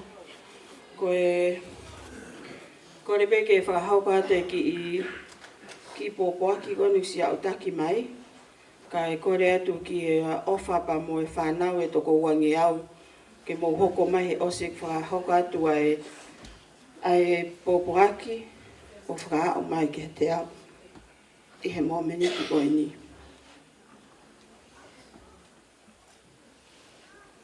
Koe pōpo aki koe ni. Koe o mai mei fisi. Mei seminari o Sangata Mele Losana.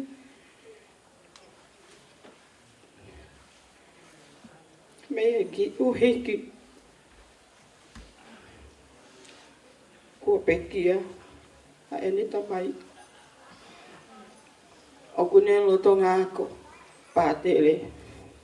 E suva. Fisi. Ko piri. Iweri. Moala. Hala asio he kitanga. Mele Losana Moala.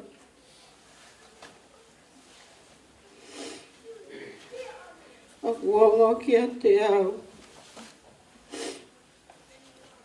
Ai mawai o kuhoko.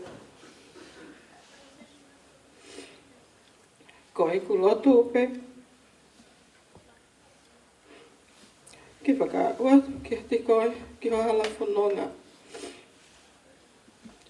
Ho whake i mai a.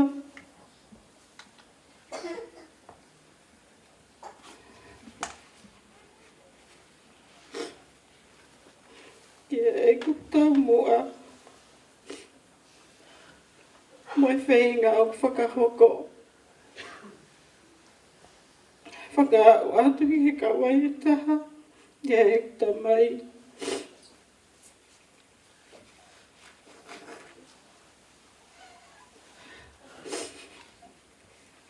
O kua o wharai atu kia. Amsia koe Losana. Ko ke whai loaki. Mo e tamai.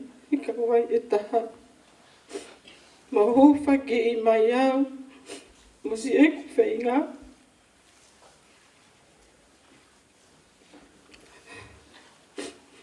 Ke au e ku tamua. To e hanga hi tau. Te au e ku whainga.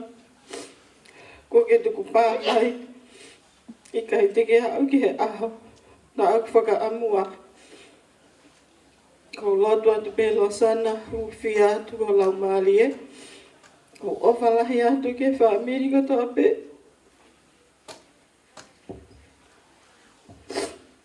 Ka tautau te whito. Ke kui. Ia e seta. Leo ne wakapuna. A oko ne kei mo ui. Mone au whia. Ai manaura. O whanau tama. Ofalahi atu. Pili. Liweli. Moala. Suva Fiji. Thank you. Koe taimi koe ni. Tuku atu le vaia. Kia te koe. O whahele nā loisiare. Moi whanau e toko hongo furu. Mo mo taimi eni. Mo kataki mai ki muani. O whakahoko atu. Ha mo manatu merie. Ko tui. Ko mo o sipe. Mo tāpuni e tau po kalama ke pōni. Malo apita.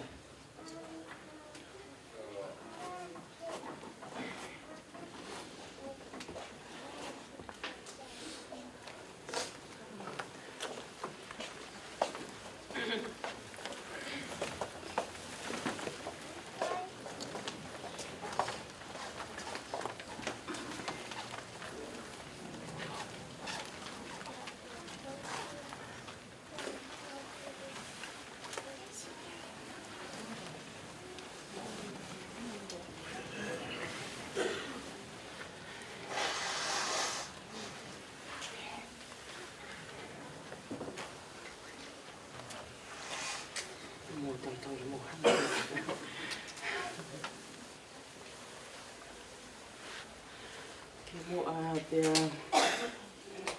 ai te ki manatu melie. Tunga tuka whawhita. Whakamalo ke o toa. Ia ape ke ka whaitata mai ke whakopon. A te whaitapu ke whahu. E whakarai ke ka whaitata e te aponi. Ko ki manatu melie ki a Losana. Me talo pe ko tupu hake i tonga. E hoko pe ko isi sitara.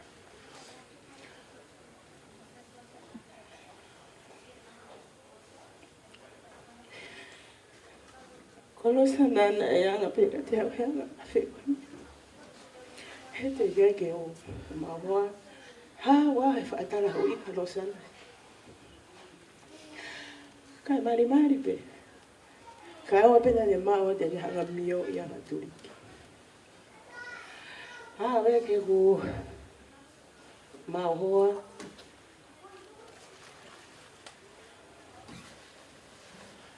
Mo mea i mai pe wa whanau katoa koe ni. Si to tama pe Losana. Ka ngata to tama Losana e te au kesi. Kana to tama pe whanau.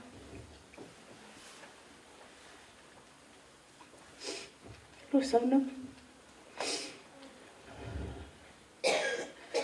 Maha koe ni tamai whaki ka tamai ki mami.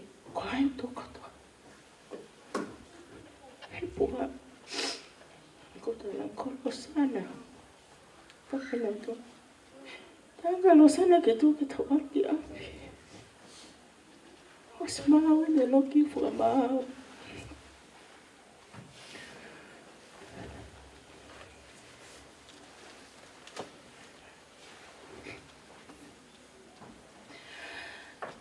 Mama.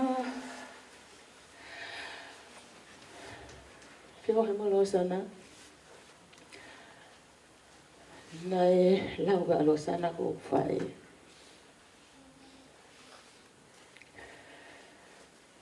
Pea niu ta tau pa mo Losana. Kai ke mahi aro maka me au whai. Ma lata pe mau ke ma no fuki mo hale ma he sio ke la kai. Ko soana pe ia ko ka umea te mo ilo po mo toko soana pe mo fine ki asa. Ko ia mo Losana kai ma mea ia hange ko ki tamate ki maua ke ma alwa mea e whai. Ka koko ia mo Losana fe fine angale nei ke te anta tau. O whai whanau. Nei o whakano rei taha nei hange pe ia ni whanau. Ko handi whanga mungo puna.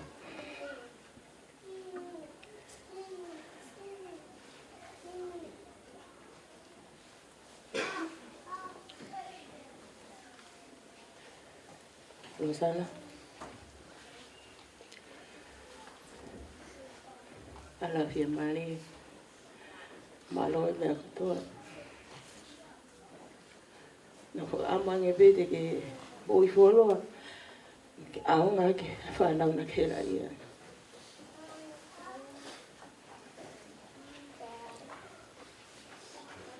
Ia tono no. Whakapuri more ia ngia. Whanau. Moho. Maka whatu. Malo.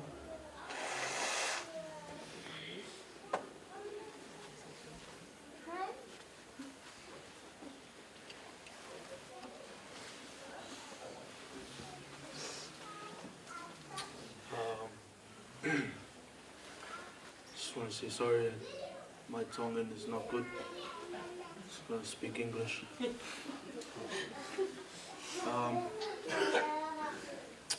Losana has lived with us for a long time, since probably since I was 10 or something like that.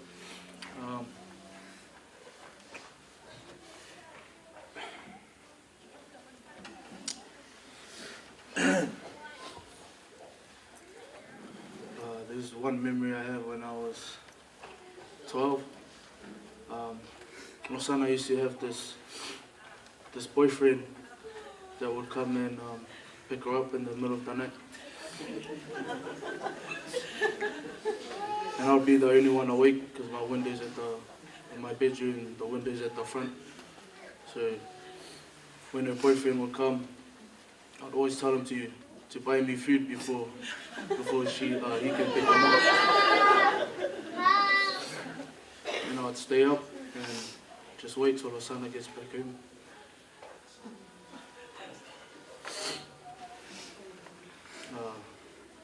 I don't know what happened to that guy. It's gone.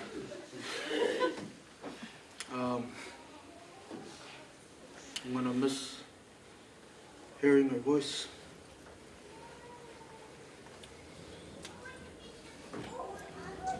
Every time I walk in the house, her voice was the first one I'd hear. I'd walk in, Losana would be like, Lee, que holo. We all knew I just gained weight, eh? Every day she would say I was dollarable.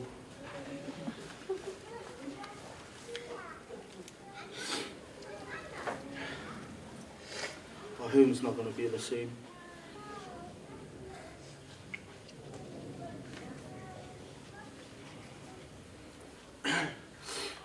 Losana, I hope you know that we all loved you. And you'll be deeply missed by all of us. Ofat. Thank you, Lee. Andrew. Saya.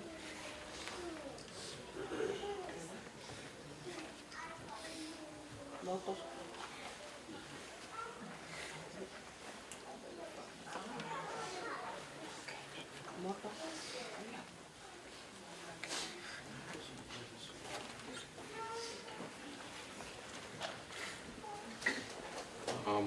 Sorry, St. Pierre. Tongan's not good, so I'm just gonna say it in English. Yeah, she's always been there growing up. Probably one memory I remember was when Sana and Nena would play cards in the Lotofale.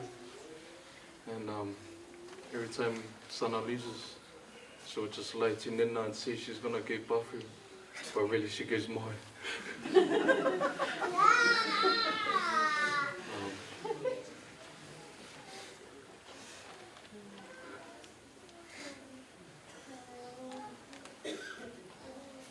Sana.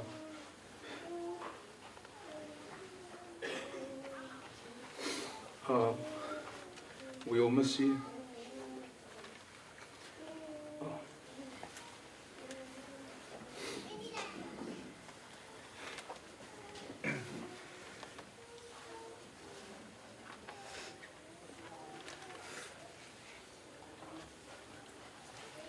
But we're grateful for the times that we've had.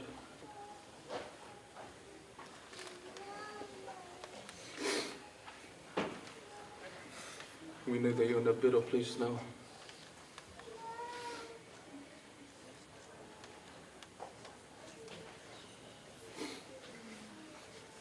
Just thank you for everything. Malo.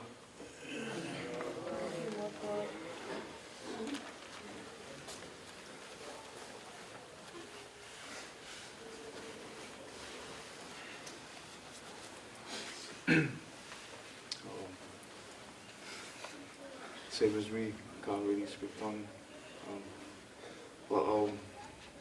Yeah, I don't really have any funny stories about Losana, but my whole life I was always the bold one. Always been bold to Losana. But even before that, she was always nice to me. She always made sure she saved food for me. She always gave me money.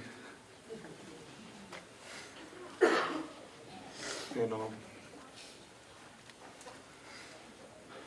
yeah, just kind of regret it.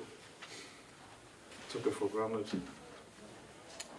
But I just know Losana was a really loving person. Even today, so I don't really listen to her. Yeah, just wanted to say, Losana,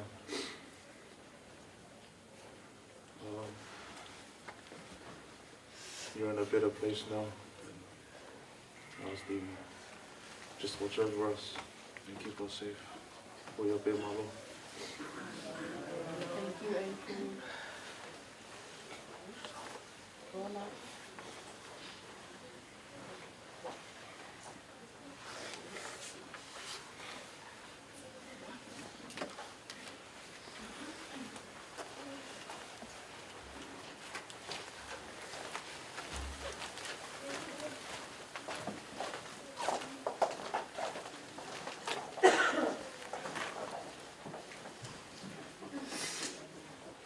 E wā putulo watu, e matanga pekia, te hili o hono tamua, o koi.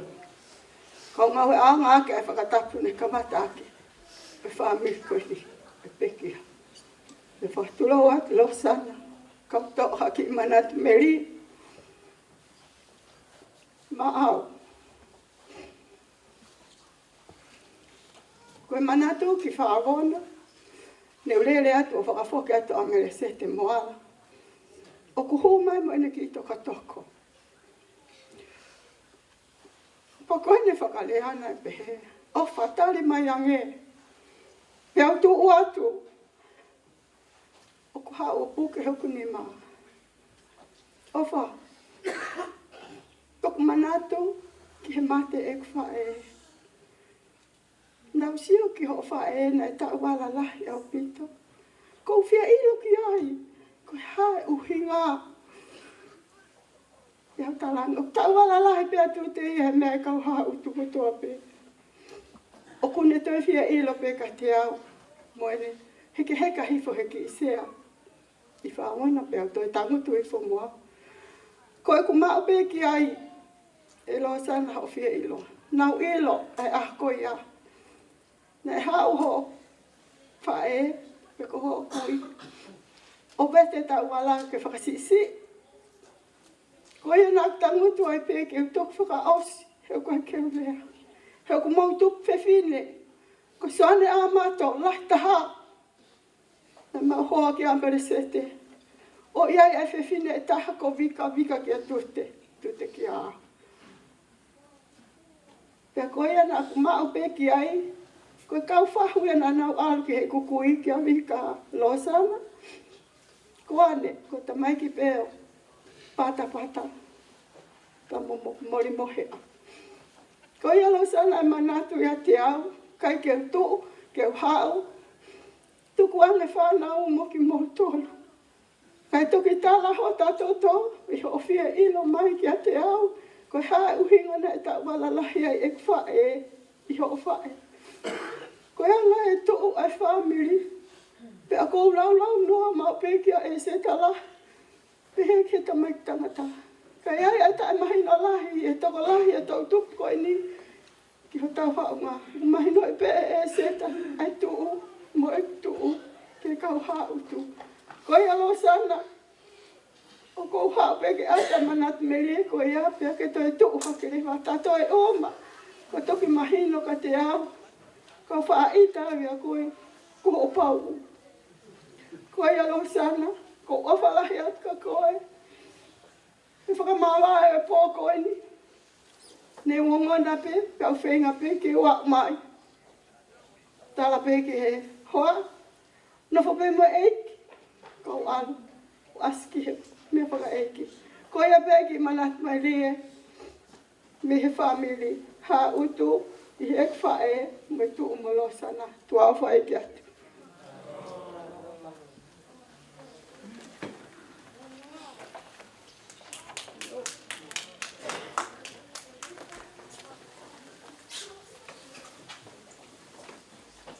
Ka māloa tu he kia au whamano whamiri, manat merie, pape fo kia ke whae koe ni kia au whakowhiki.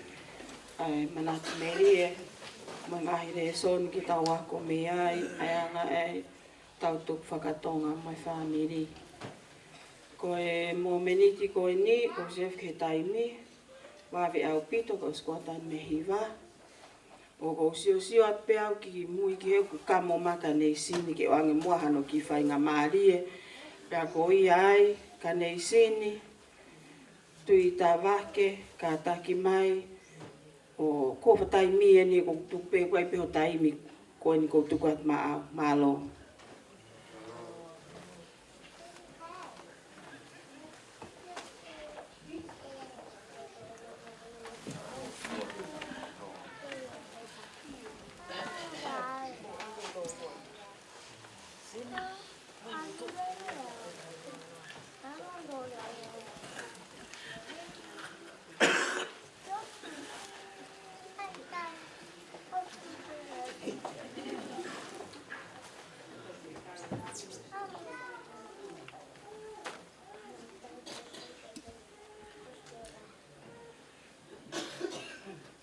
Tabuhen ke o tō mawhi. Oku ne loto ia te tau tōta taha. Kono ngā i ten pare.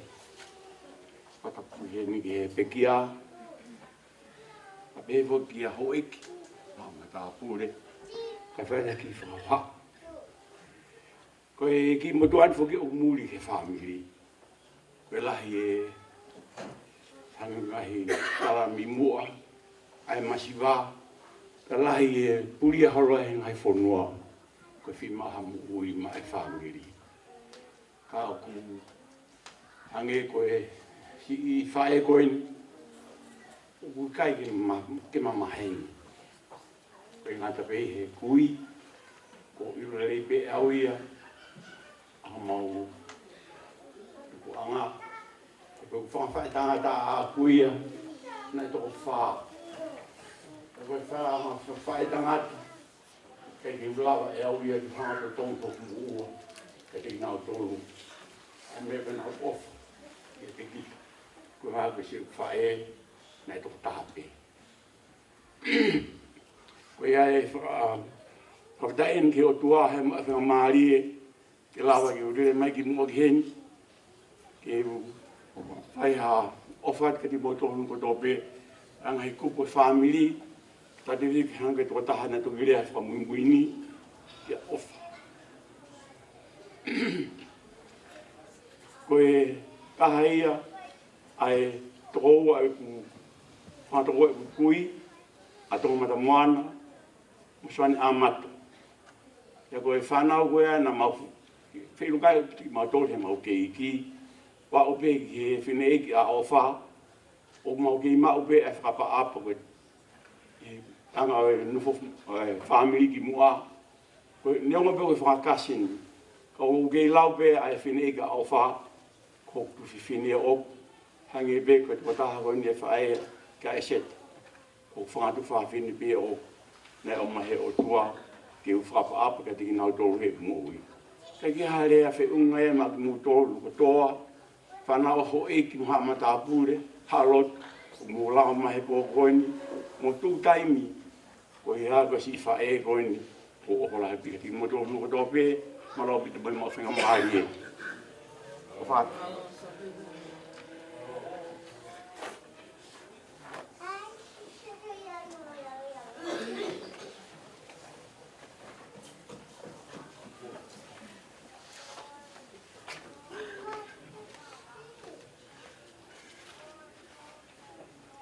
Mamalo tau pita soa kimi.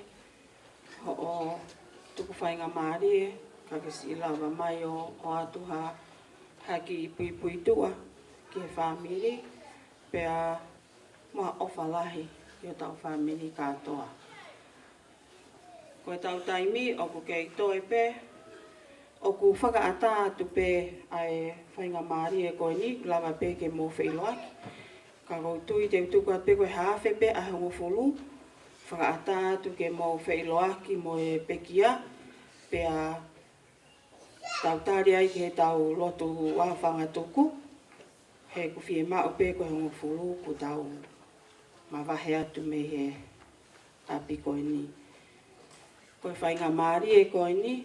O kou tuku atu ia. Ki e whamiri tamai a Losana.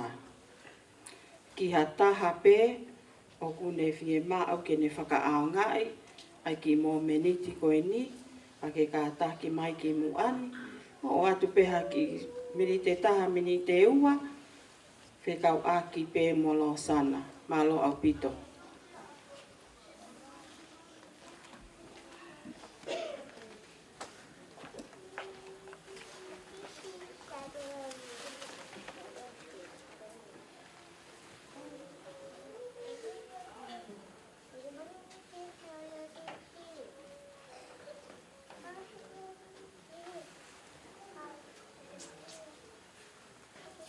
Ika ika ia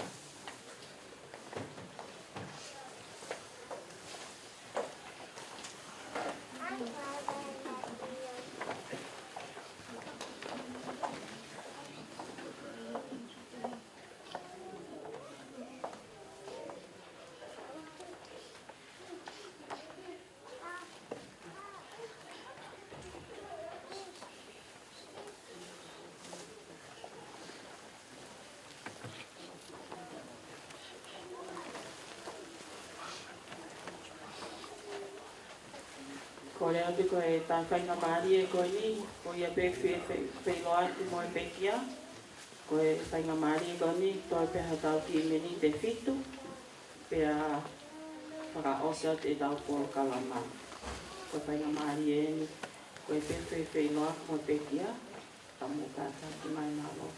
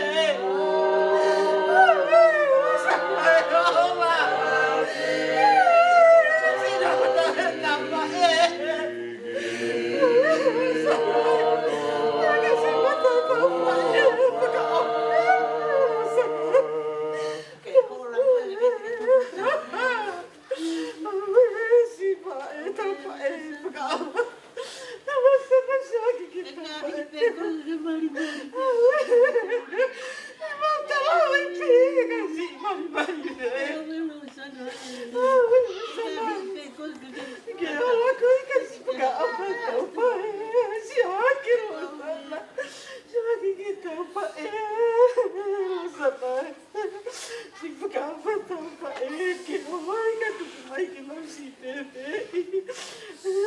Lo sana fikmari. Peke no pasu bo no tawi tawi.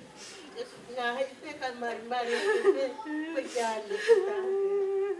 La sana ya ore o tala hu ka to pe ko na mo ko na ko na te kata. Esta gata. Lo tole asite ho aho. Te tinanga le ko. Nah, itu ko kata pe ke ha. Ana awe asimai ka ba to. Losana ya matolo ako kiye mo ni pela opa. Kela ya matolo ko sima ke kupana losana na kela iya.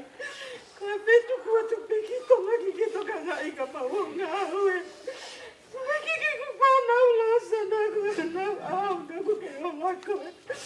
Kela ya matolo ya mapana.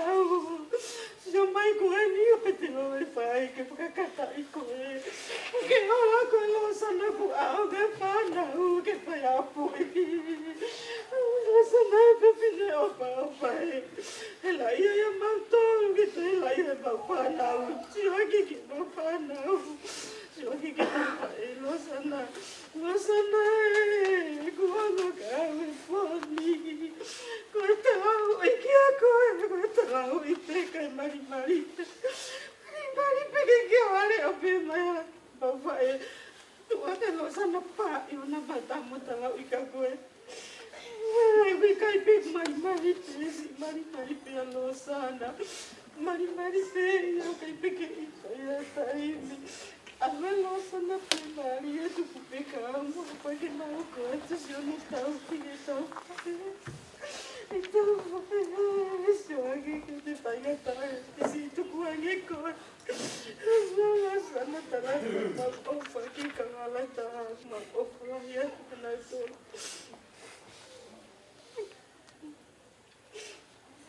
Ya ora sana ko ri wen na tala hu ya ngata ka ko. Ya sana uwa. Ya kalau sana au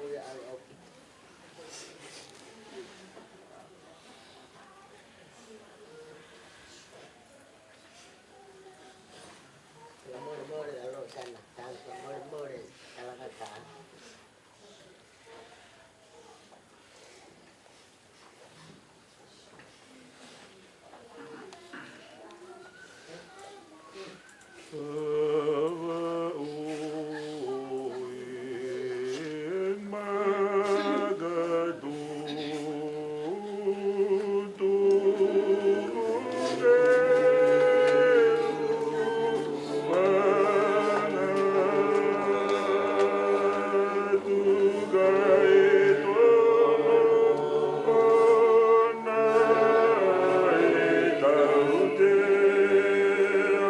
Bye.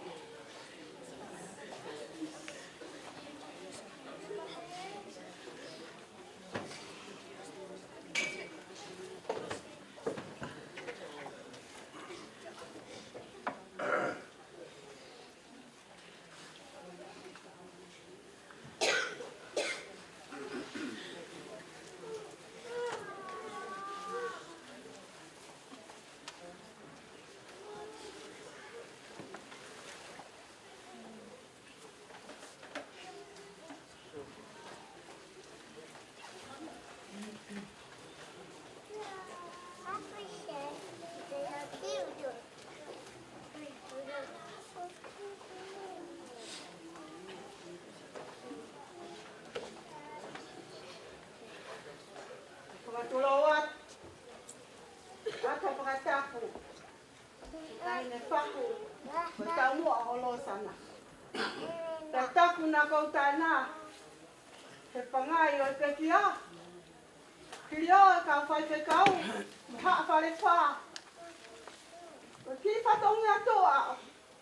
Fai ai tang to hange ko lau e tang ya lingo. Manu e po tang ya lingo. Tang ya i hokuloto. He mawai o koko. Tahi ni kono sana. Ko mehe ki tanga. Ko ki whanau o leo ne momere. Ko hai au. Ke whakahoko ai whatongia. O ku autoa. Ke sino e pekia. Ka musiko leo ne. Ka koe o whaanga i o se le tute mobika. Ko hono hoa o whaanga e tahi ne ko mere. O kai te fia tōko a he le ofa ke mehe ki tanga e ne whanau. Pa te urea pe. Koe whamiri e kene puta mai o ma hoa ki a leo ne tahi ne ko mere. Ke whakahoko no loto. Te oku nana o i loto. E mau koe o e ofa. Te tawa ni ai. E tai fia maa vai mai mehe ki tanga. E nai whai e tuku fufu. Kia aho i tali eiti e whanau. Ka kua hola i tahine. O whakaofo e whotu mo ki i teu. Masima koe ne ki whanau pai a leo ne. Mohono hoa. Pe tuto e mo loto i sila. Ko loto mo ni pe a mele. Ke whai a ka whakahiki hiki. O whahu o lo sana e hoa koe ni. O ko ki mo tui ko ngangatu koe ke holo holo ho peito. Koe ai, whakahoha. O whai he hoa koe ni. Tua o whae kia.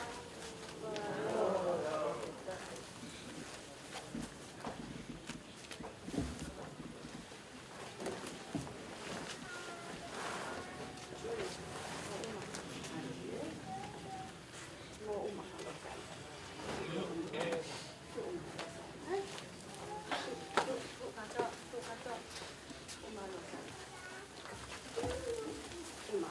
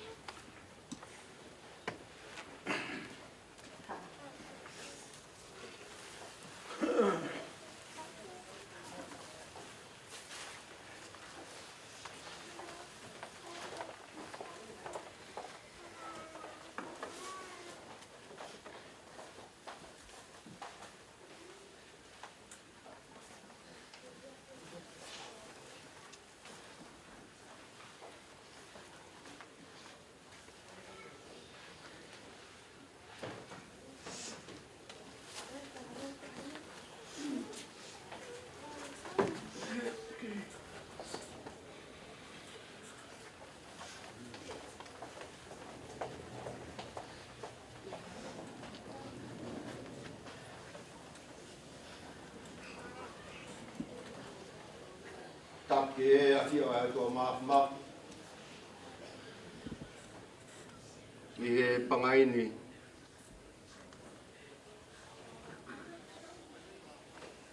tap Mele Losana o toka i he whala ke pā ni o mai ki tau tolu i he pōni tala mo ka pui tuke uhufanga tu he tala maru ko kamata ke e whehi angani tā ka te au ke whaosi e tau ngā ue i he pōni au tigei ke whaosi e tau ngā ue o whalahi atu ke kupu katoa pē tau kau ngā pī ki uma i he pōni ko hi ko piau kafa hake ho tau watu whare kainga pe mihe o turangi. Pe ke kainga ko to pe. Te me vai ka sila. Sias. Ngai kau ngā me pa mo mai ni ko to pe. Honga. Buaf mai. Mama ai. A mea nai mama wha. Asia fuebi.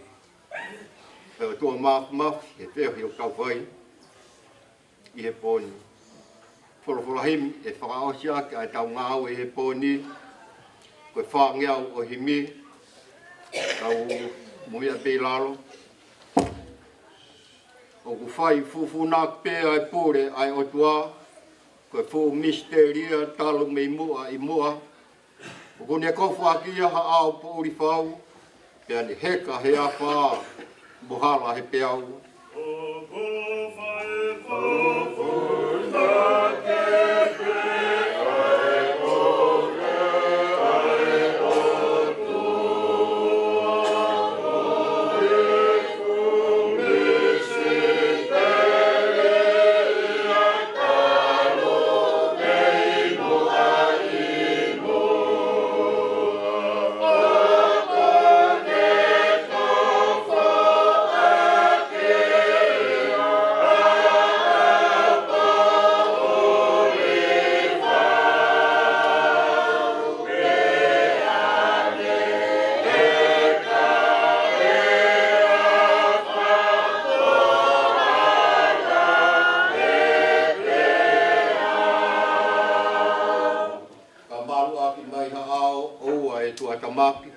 Ko pau ke whai pia tō ko to tāpuak.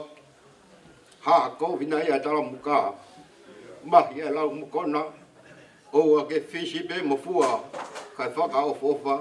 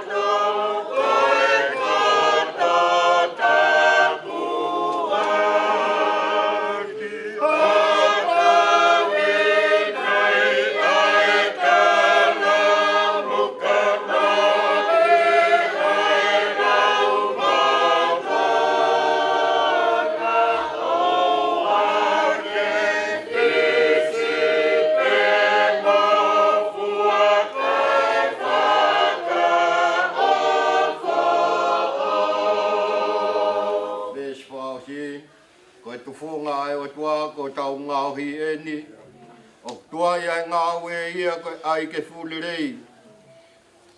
O ku haa whakakonga pe, kau hi ke tau tui, hono a alonga pe, e haa katoa mui. Oh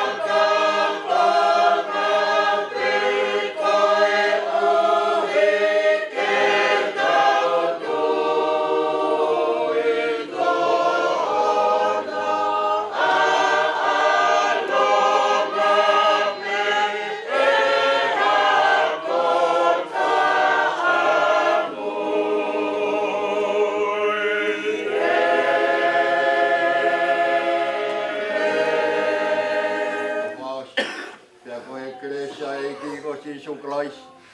O falahi ai o tua ko tamai. Feo hi pe mo lau mari e ma oni. Tuku e pa mo family pe mo nga mahe ni sias. O ana hili ka e fai pe o tangata. Amen.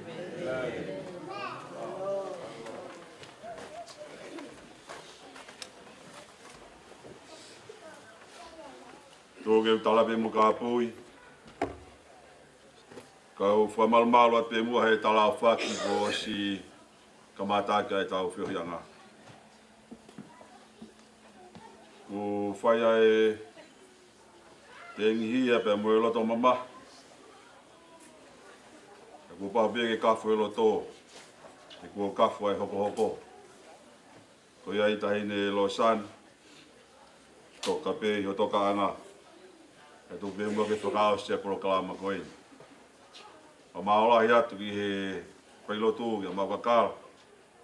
Aloha no tataka ki tau tolu he tau proklama whakalau maane. I he whiawhi koe ni. Koe tau tuuni ki a pongpongi. Tau i he taimi tatau pe, i he ni pe, he taimi whito. Pea kore atu ki he komnio koia e sangata Teresia Manwosko. Komnio e whatongi ai a lu e wheniu paku. Ke tauhi, ke mō kamata tataka ki tau tolu, e tau whailotu. I he whiawhia pongpongi. Pea toki hoko hoko me ai pe ha ngahi siasi. No whi mau ke whakahapa na ngahi whailotu. A maa whoki ai tau proklama ki he manatu merie. Uhu moia he apongpong, pe whoki he pio kālafi o Mele Losana, tau whanongoa moia apongpong. O tau tala ai ai he pōkoini, pea tahirien, whamore more pe ko teo he whamiri e ki whoi patet, ke to'o atu ki api, toko ni atu ki he kāmosia o e whiawhi koini, mo toi mea mai pe apongpong i he taimi whitu. Ko e aha tū si te, ko heke he kai ni wholau, i he palokia koea sa ato Mele Losana i wiri, i he taimi taha taha pungpong. Ko e misa, whakaheka wholau ia o Mele Losana, whahako i he taimi taha taha, ko e pungpong i tū si te, ke palani kia ia ho ngahi whatuutuu, i he whailotu ko ia o wiri i sangato Mele Losana. O no tua sila e toku whakahaukat mo ia a pongpong. Ka e kai, uha ke pe ke tau toko koen ko kūkoro o sio ki ai o kuia. O no whakatoa, o maro lahi atu, i lava e whatongia e pōni, a to whatongia u talaki toa, kore ke mahu whanga i he vainga wha ka whalauta, a mafu ke kai nga eike o reka i he whiawhi koe ni. Te wrea malang, tau te tawa.